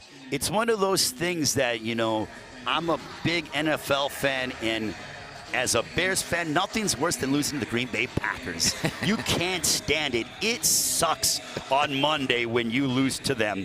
And for either guy, they don't want to wake up tomorrow morning and say, man, I lost to that guy, because it's bragging rights. It's two alpha males, two former world champions going at it. They don't want to lose to the other guy just simply based on pride amongst men. Yeah, no, definitely. I mean, you imagine on Sunday morning, you really talked a lot, but you didn't do a lot. So yeah, exactly. They don't want none of that in their record. So. Well, Caleb Plant, in the lead up to this fight, he said, look, Anthony Darrell's got a lot of bark but no bite, meaning he goes, in his mind, he said, look, he talks a lot, but is he going to be able to back it up? No way. He goes, I'm going to go and I'm going to beat him so bad he's going to retire. Anthony Darrell said, yeah, Caleb, you're doing all this talk and you think you're, you know, this and that. You think you're special. Well, you know what? Don't get on your bicycle. I'm coming ready to fight. Oh, so wow. Those are fighting words, my friend. I think there's going to be some interesting exchanges then in the ring. I mean, you know, Plant has superior boxing skills, I think, but if he's challenged by Darrell, I think he's going to give him a little bit of hell. You know what I think's going to happen, in all honesty, in this fight is that Caleb Plant is known as a fantastic boxer, high ring IQ, very good defense. Anthony Darrell, aggressive, likes to mix it up on the inside, get in the trenches. I think we're going to see Plant be a little bit more aggressive in this fight to try to get the stoppage. And I think Darrell, knowing that he's going to have to be able to try to get on the inside and rough up Caleb Plant, he's going to box a little bit more. So which man is going to be able to showcase that new layer to the game? I think Plant has, you know, can put people away. He did it against Vincent Bigan Boots. He, you know, really went ahead and dominated Jose Luis Uzcategui. For Anthony Darrell, he has underrated boxing skill. He's not just a brawler, as you like to say. So I'm really excited to see what we're going to witness from our co-main event with Plant and Darrell. I think I'm going to see the Plant that beat Uzcategui. After the fight, I remember Uzcategui saying, no, he can hit hard. So I think we're going to see some of that, you know, be more aggressive in regards to Caleb Plant instead of showing the boxing skills that we've seen through the years. Well, for Anthony Darrell, he's trained under the guidance of Javon Sugar Hill, who's been in the corner of many world champions, Tyson Fury, Adonis Stevenson, just to name a few. He's the nephew of the late great Emmanuel Stewart. So, I mean, you know that Anthony Darrell is going to be well prepared and have a game plan. And both Plant and Darrell, Plant trained under the guidance of Stephen Breadman Edwards. You know that they don't just have Plan A. They got Plan B, Plan C. Which man is going to be able to impose their will on the other? Yeah, that's what we're going to see tonight. Again, both of them want that bragging rights for tomorrow. So it's a fight that you have to see, besides the Wilder fight.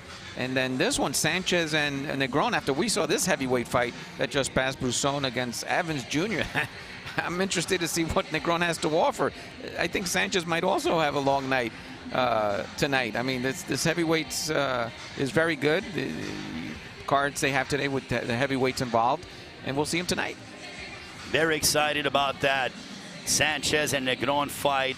Wilder and Helenius. Something about Barclays Center and the Bronze Bomber. 4 fights, 4 victories, 4 wins by knockout, as he has wiped out the likes of Spuka, Stavern, Ortiz, and Dominic Brazil here. Will he make it 5-0 with 5 knockouts against the Nordic Nightmare Robert Helenius? Helenius undefeated inside this building, 1-0 with 1 stoppage. So let me get this straight, Ray. You just put your phone and yeah, literally, scanned it? you go and scan your phone. It's very easy. It's like technology has really come such a long way, but it's so easy and convenient. In the palm of your hand, just scan it right now.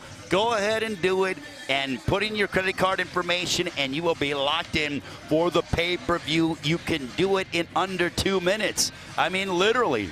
And then you can also see it in the big screen TV. See it on your smart TV, your big screen TV. You know, if I was at home, I'd put it on my lovely 65-inch TV and then locked and loaded, order a little DoorDash. That way I'm not leaving. I'm not leaving the couch. What are you doing, man? Don't leave where you are sitting and enjoy what will be a loaded night of boxing. And, hey, look, we still have 4 more fights coming your way for free, so we're giving you some appetizers to be able to digest. Coming up, Michael Angeletti, Jeremy Adorno on FS1. We'll start off with Gergen Hovhannissian taking on Michael Coffey on FS1. We're live at 7 Eastern, 4 Pacific time. Co-main event, Michel Rivera, top 10 lightweight in the world. He looks to remain undefeated as he takes on the once beaten Jerry Pettis of Oak Hills, California, and then the once beaten Vito Malnecki Jr. of Roseland, New Jersey. He's won 3 straight. He'll take on Limberth Ponce, and then the pay-per-view at 9 Eastern, 6 Pacific time. Now we're set for what's going to be a great night of boxing at the Barclays Center. So let's just give you a rundown right now of the fights that have happened already. So Roman beat Negretti. Williams beat Julio Rosa. And then what we just saw, Bruzzone losing to Jack Evans Jr. One more left here on your prelims, so get ready to order the pay-per-view. That's Angeletti against Adorno. Adorno is called the Magic Hands, originally from San Juan, Puerto Rico, now out of Allentown, Pennsylvania, 7-0 against Angeletti, who's also undefeated, 6-0. So somebody's going to have a 1. Yeah, someone's always got to go, as they like to say. But well, yeah, hopefully there's no draw. I mean, those are just, they make me feel real icky when I see draws. You don't like draws, no? I'm not a fan of draws. No, I'm not a big fan. I like to see a definitive winner. It's almost like, you know, a double count on pro wrestling. It's like, what is this? A double count on? Give me a break. What is this? You do like wrestling too, don't you? I'm a big fan. Yeah, I mean, you know, kind of grew up around it. Back in the day, I don't necessarily, you know, I enjoy it, theatrics, but hey, look, we got genuine animosity between Caleb Plant and Anthony Darrell. Yeah, this is not things that you see in you know, wrestling. This is real. They really don't like each other. No, they can't don't. stand one another. They can't wait to rip each other apart. And you know what? I'm here for it. I'm like, all right, let's see this. Just want everyone to be healthy after the fight. Yeah. Let them throw. And then they got to see your face afterwards. And if they talk so much trash, you know, how are they going to react? Like, yeah, you don't want to be able to say, oh man, like I said, I lost to that guy. Who are you interviewing today, Matt? Or I will be on that side. I'll be with Darrell. I'll be with Negron, Rodriguez, and Helenius. Heidi Andro will be with Wilder, Plant, Sanchez, and Russell. 2 reporters tonight alongside Brian Kenny. Lennox Lewis, you will be handling the translation. Kate Abdo, Shawn Porter as well, a part of a steam broadcast team. Great to see Kate and Shawn. Got to tell you, Shawn Porter is certainly one of the most astute analysts that we have in the business, a sharp dresser, and also he's a really funny guy. Yeah, no. I asked him a couple of times, is he itching to get back in? He says no. No, I think he's enjoying life. Yeah. He's going to go enjoy the Cleveland Browns game tomorrow in his hometown of Cleveland. And as I'm like, oh, yeah, you know, you're going out and whatever. He goes, I'm like, who are you going with? He goes, yeah, just by myself. You know, oh, wow. I'm just going to go and hang out, enjoy some tailgates, see some friends. I love it. Yeah, of course. And you know what we love is that we're going to be live on FS1 coming up at the top of the hour. Vito Malnecki Jr., Limberth Ponce in action.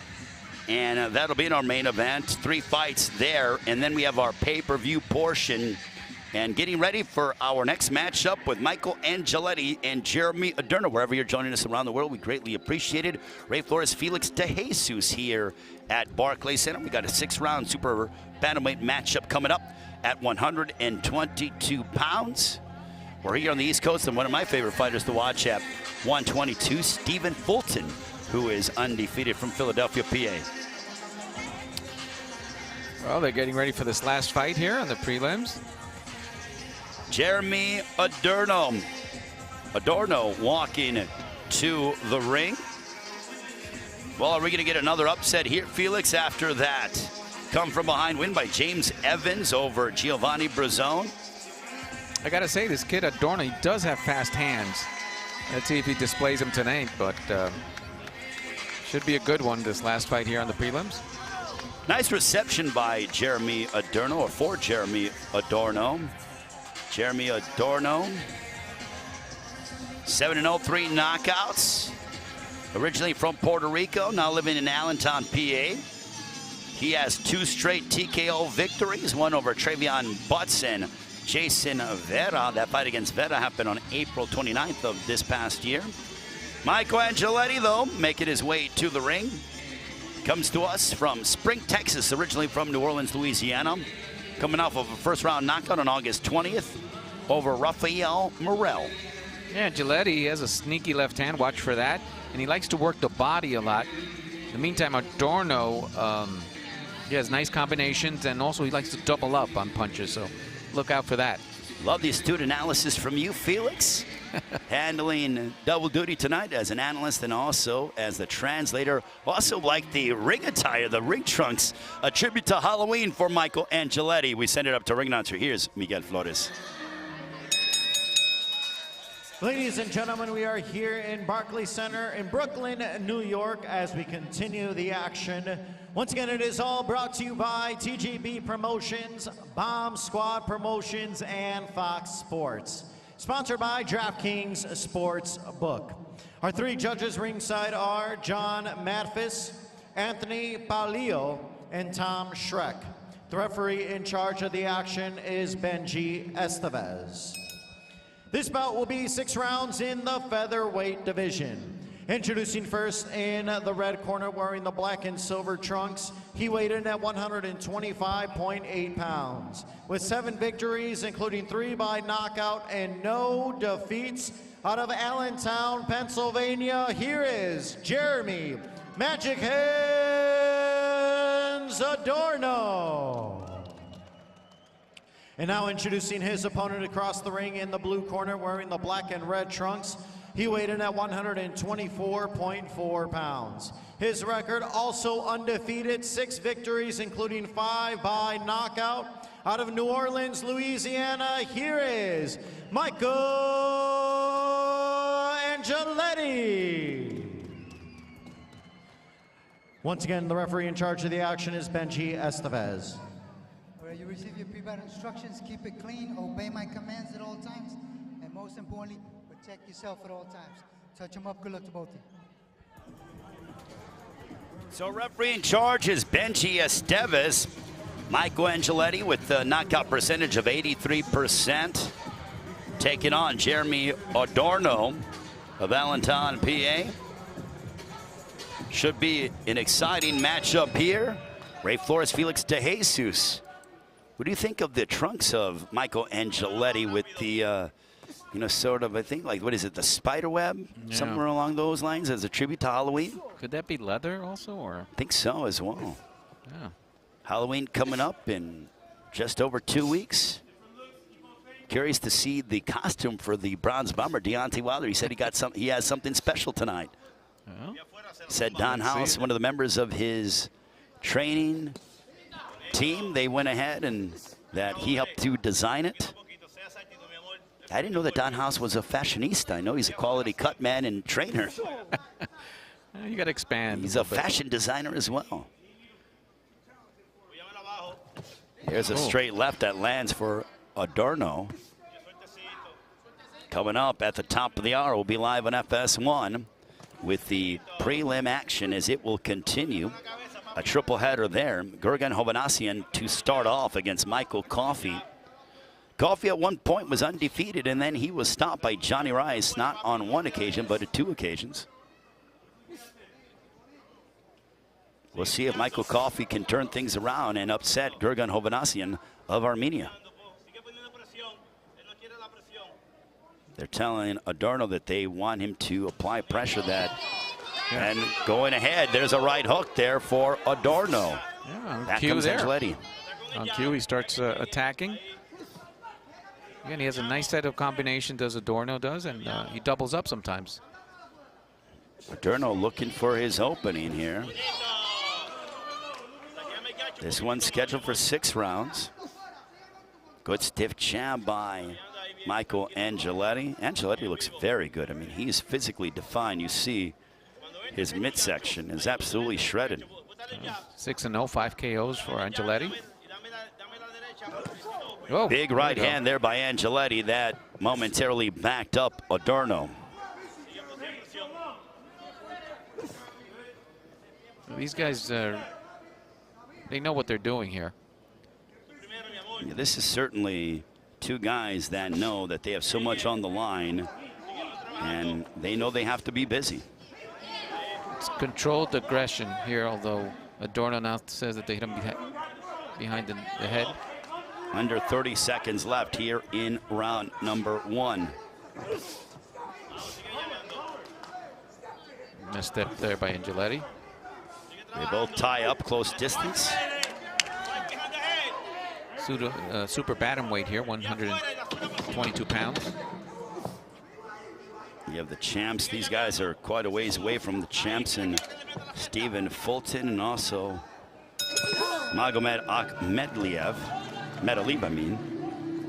Call him MJ is what they say. So 2 champions in the super bantamweight division. Fulton looked good in his last fight. Excellent fight. Defeated Daniel Roman, and Daniel Roman actually retired after that, 32 years of age. What a career for Daniel Roman. Yeah, but he just got picked apart there by Fulton, and he's a tough one. Well, he went ahead, he captured another world title by defeating Brandon Figueroa during Thanksgiving weekend last year in Las Vegas. Followed it up with a quality performance over Daniel Roman, who is no slouch whatsoever. Yes, so that's somebody to look for in the near future. Fulton, see who he fights next. Curious to see what happens in the career of the Philadelphia product. Speaking of Pennsylvania products, Jeremy Adorno, originally from Puerto Rico, now living in Allentown, Pennsylvania. Wearing the black and silver, wearing the black with the red spider web is Michael Angeletti. Round number 2 begins. This one's scheduled for 6. You do like that design, huh? I'm a fan. I mean, look, you know, anything kind of to sort of pay tribute to like the seasons, especially as we get during, you know, the holidays, you know, Thanksgiving coming next month, and then Christmas. And I wore like a red velvet coat during Christmas night when we were live on Fox. You just don't want to be called a turkey, right? No, I don't necessarily want to do that. Not at all. Look at this, Adorno going right after Angeletti.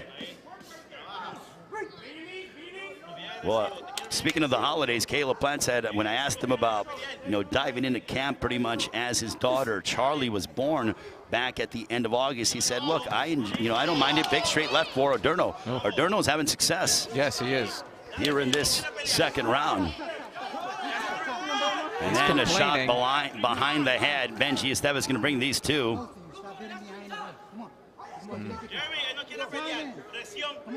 So I think that Angeletti is saying that Adorno is leading with his head.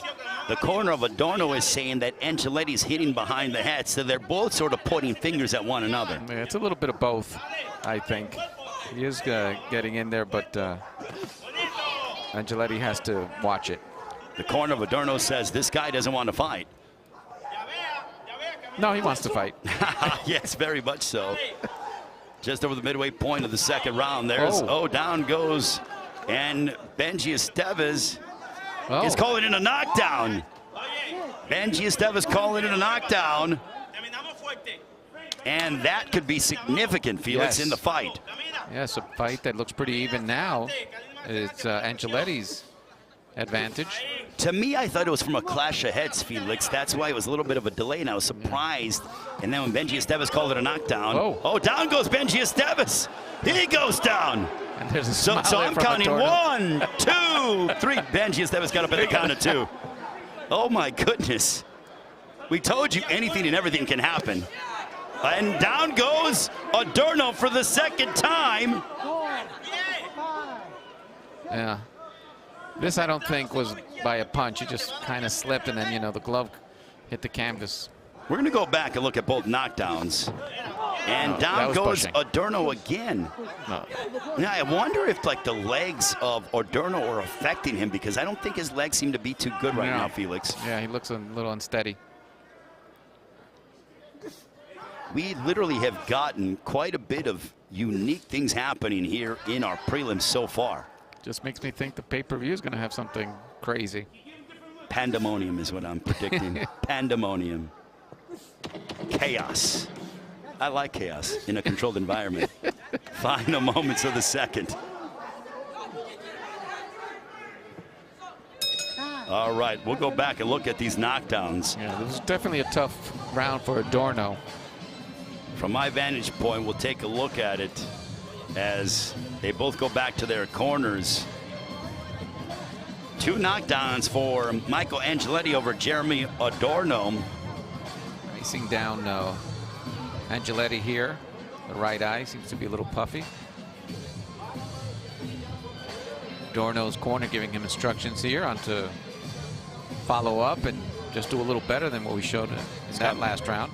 Here's the first knockdown. Yeah. Okay, that was a left hook on the ear.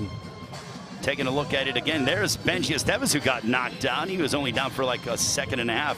Here's the second knockdown, Felix. Yep, right there behind, it looked like behind the head a little bit, and he kind of slipped. And then here we go.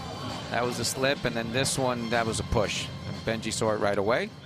But he called, yep. So 2 knockdowns. So I'm okay with both knockdowns because the first one that Benji Esteves ruled was a left hook on the ear. I thought it was a shove, but it was a left hook on the ear that momentarily stopped the equilibrium and affected the equilibrium of Adorno. And I think that his equilibrium is still off as he landed another left hook to the ear and dropped him again. It was quick, but still 2 knockdowns in favor of Michael Angeletti. Correct, yes. And this one, he keeps coming in, does Adorno, and that's not in his favor right now, because Angeletti's waiting for him. So let's see if Adorno could do something different. What I like about Angeletti, he'll step back a little bit, and then he sets his feet, and then he uncorks that left hook on the ear of Jeremy Adorno. And the Esteves was a ghost punch, or? Yeah, I think he kind of just, yeah, maybe. Maybe the ghost was in the house and knocked down Benji Esteves momentarily. You kind of get this feeling that expect the unexpected. And I kind of have that feeling in my gut more than usual, Felix. Maybe it's because we're in the Halloween season that you kind of get all these different things, but so far it has no doubt been wickedly entertaining so far in our first 4 fights. I mean, shocking victory by Evans over Bruzzone. This fight is going Angeletti's way. But back comes Adorno. Here we go. His corner telling him to pressure. But when he comes in, he finds himself with that left jab of Angeletti. He needs to watch out because he can hit the canvas again. If you are Adorno, he's got to jab his way on the inside. When he just comes forward and kind of leaves himself exposed, Angeletti picks him apart with that left hook as he steps back a little bit, and then he gets full leverage on the right ear of Jeremy Adorno. No, he's telling him that he hit him low. He's okay. Great to see Benji Esteves in there, though. One of the best officials in the world, especially here on the East Coast. Oh, yes, he is. Yeah, Benji's very good. Been around for a long time and is certainly a very good quality official. You know things are under control when Benji's in the ring. Yes, that's correct.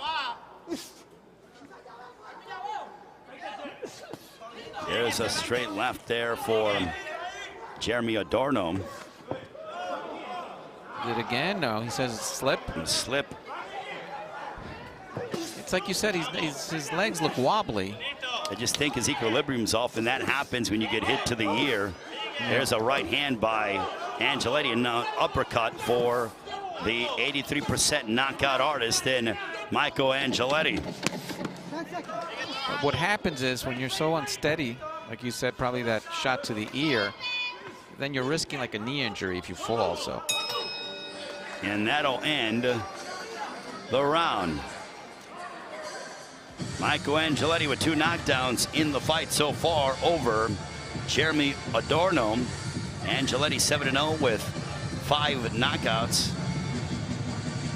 Taking a look at some of the action here, Felix. Here we go. He's trying to get in Adorno, and there we go. Feet got tangled, the leg, and Benji said no, it was a slip. So back goes Adorno, but he's losing the fight.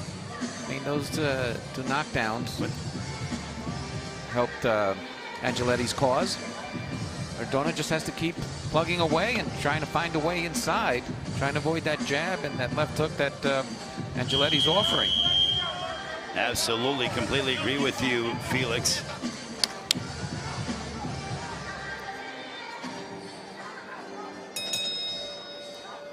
Back to action we go between Michael Angeletti and Jeremy Adorno. Round 4. This one's scheduled for 6. Coming up top of the hour, we'll be live on FS1. We'll start off with Gurgan Hovhannisyan. Undefeated, 3 fights, 3 wins, 3 of them coming by way of knockout. He'll take on Michael Coffey. Coffey looking to get back in the win column. Michel Rivera on our co-main event on FS1. He will square off against Jerry Pettis. Michel Rivera, top lightweight in the world, and now Adorno going right after Angeletti. Vito Malnicki Jr. in our main event against Limberth Ponce on FS1. Then our pay-per-view portion highlighted by the return of the former heavyweight champion of the world, the Bronze Bomber Deontay Wilder, taking on the Nordic Nightmare, Robert Helenius. So Joe has to switch gears immediately, right? After receiving the shocking loss? After the shocking loss by Giovanni Bruzzone to James Evans, now he is preparing Gurgan Hovhannisyan. They call him Big Gurg in the gym. He takes on Michael Coffey. Oh, nice right there by Adorno.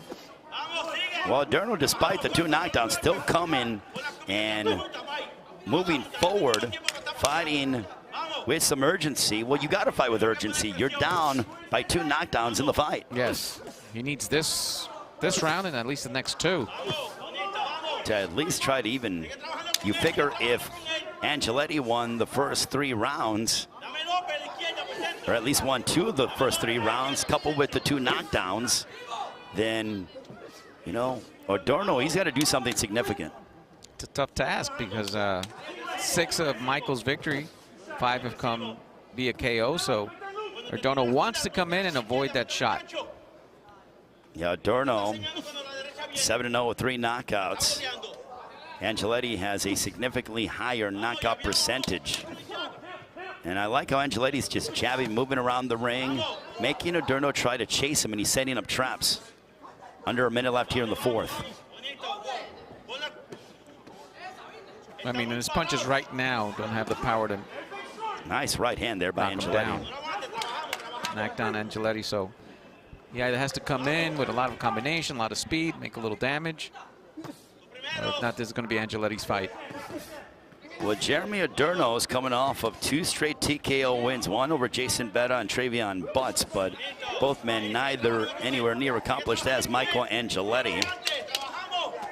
Adorno has a 42% knockout percentage. Angeletti momentarily teeing off. Nice uppercut followed by a right that connected right on the jaw of Adorno.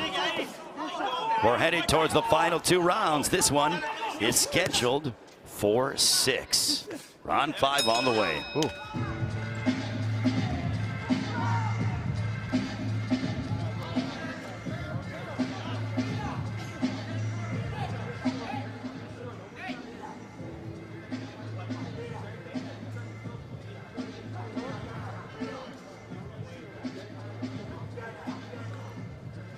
Coming up on our FS1 portion at the top of the hour, we mentioned the triple header. Vito Malnicki Jr., Limberth Ponce, Michel Rivera, Jerry Pettis, Gurgan Hovhannisyan in the heavyweight division against Michael Coffey. Gurgan trained by Joe Goose. And then the pay-per-view portion at 9 Eastern, 6 Pacific time. Scan it right now to buy the pay-per-view. You got a little under 2.5 hours to be able to join us and be a part of what will absolutely be an action-packed night of boxing. This kid Ponce, he lost to Joey Spencer. He did, yeah. Okay. He fought Joey Spencer, workmanlike effort, but came up short. Vito Malnicki Jr. has been on a trajectory upwards. Well, he's won 3 in a row. He is certainly a fan favorite here on the East Coast. From Roseland, New Jersey, the fans are making their way over here to Brooklyn to support him. This is Vito's 2nd straight fight here at Barclays Center. He has a big fan base, though. He does. Nice straight jab followed by a right hand by Angeletti. Angeletti looking to unload upon Adorno. Angeletti stalking Adorno, now making Adorno, the Puerto Rican, fight off his back foot. Yeah, now he has one against the corner. That's to Angeletti's advantage. He's just waiting for that punch. Yeah. You know what I'm waiting for? I'm waiting for a co-main event. Caleb Plant, Anthony Darrell. 2 former super middleweight champions of the world, 2 guys who dealt with adversity in their lives. When it comes to Anthony Darrell, he beat cancer. A left hook there by Angeletti, followed by a right for Plant. He had the loss of his daughter years ago. Both men have been able to respond. Both men captured world titles. Both men looking to get back too challenging for a world title. But back to action we go. Michael Angeletti teeing off on Adorno. Bad news for Adorno. Hand by Adorno, or by Angeletti to Adorno. He has to stay out of that corner. Now he comes back to the center of the ring, but it almost became target practice for a brief moment there, Felix. And he has power in his punches, does Angeletti. He's not faring that much better in the center of the ring, so Adorno, I thought I was going to see a little more from Magic Hands. Adorno is not the case tonight. You want to know a bit of information as well, Felix, when it comes to hand-wise, is the fact that, you know, you think... Nice right. Oh, now he's just teeing off.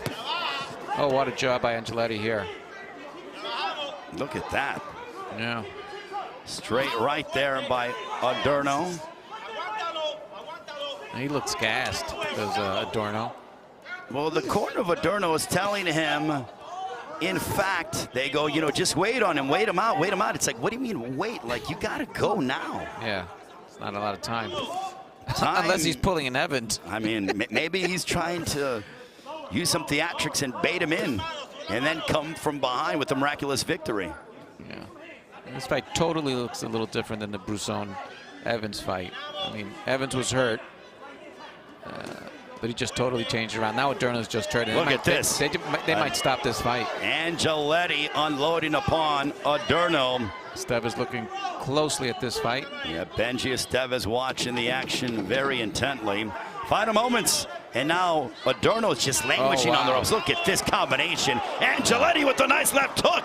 Another one. Adorno in deep trouble as we head to the final round. Well, smiling back at him does Angeletti there. He thinks he has this fight under control. Let's see what happens now in this last round. And all credit goes to Michael Angeletti. What a performance tonight here against Adorno. That's it, it's over. And this one is over.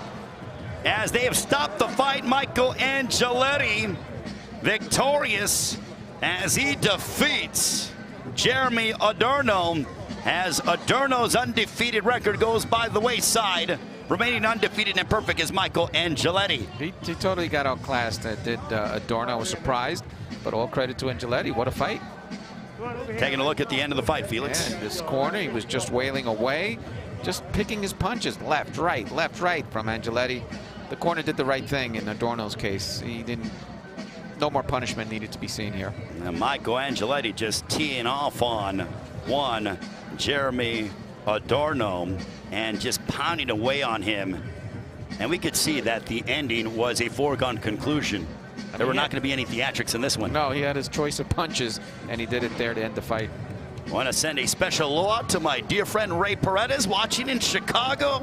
He's tuned into the pay-per-view tonight. He's got the food all ready to go. He's got ready? Yeah, absolutely. Him and his lovely wife, Claire, going to enjoy some wine and watch the fights tonight. So, like everybody else choices. Everybody else should be doing this tonight.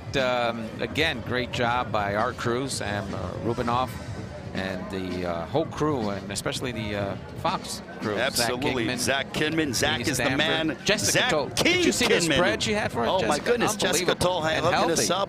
Actually went ahead and showed that on my Instagram page. So follow me at SBR Flores. You want to see our behind-the-scenes stuff. Also want to thank Jessica Toll, B. Stafford as well, Tom McNeely, the entire crew. I'll let you continue with our pleasantries, Felix. Sandus Icorse, the engineer, Gaswick Joseph, Christian Johnson, Hardy Jansen, Adam Claremont, Gary Topping, and the replay guy is Johnny Walker. Well, John Walker, but you know, some people could have whiskey tonight seeing the fight. So thanks, guys. Great job for you guys. Well, our fourth fight is in the books to make it all official as Michael Angeletti victorious over Jeremy Adorno. We send it up to ring announcer. Here's Miguel Flores. Ladies and gentlemen, the end comes at the end of round number 5 due to Jeremy Adorno's corner stopping the fight. Therefore, your winner by TKO and still undefeated, Michael Angeletti. So, Michael Angeletti remains perfect at 7-0 with 6 knockouts. He hands Jeremy Adorno the first loss of his professional career. Well, What a night so far with the prelims, and it was highlighted by James Evans Jr. Come from behind win over Giovanni Bruzzone. Just an appetizer, Ray, to what we're going to see tonight on this pay-per-view. I mean, great fights coming up. 3 more freebies, and then we get the pay-per-views. So I'm a big seafood guy, so I like a good calamari, but now we're going to give you something different on the prelims. We're going to give you some muscles in the half of 3 fights on FS1. 3 more free fights. So you're not getting 1 appetizer, you're getting 2, because we have a triple header coming your way on FS1, 7 Eastern, 4 Pacific time, 2 hours, then the pay-per-view. That's the main course. You got to pay for the main course, but it's going to be so well worth it. The return of the Bronze Bomber, Deontay Wilder, the Nordic Nightmare, Robert Helenius, who looks like a villain in a Hollywood movie. Then the grudge match between Caleb Plant, Anthony Darrell, Sanchez in Negron in the heavyweight division. Gary Antonio Rosso takes on Emmanuel Rodriguez in the bantamweight division. Felix, your final thoughts, sir? No, it's been great so far.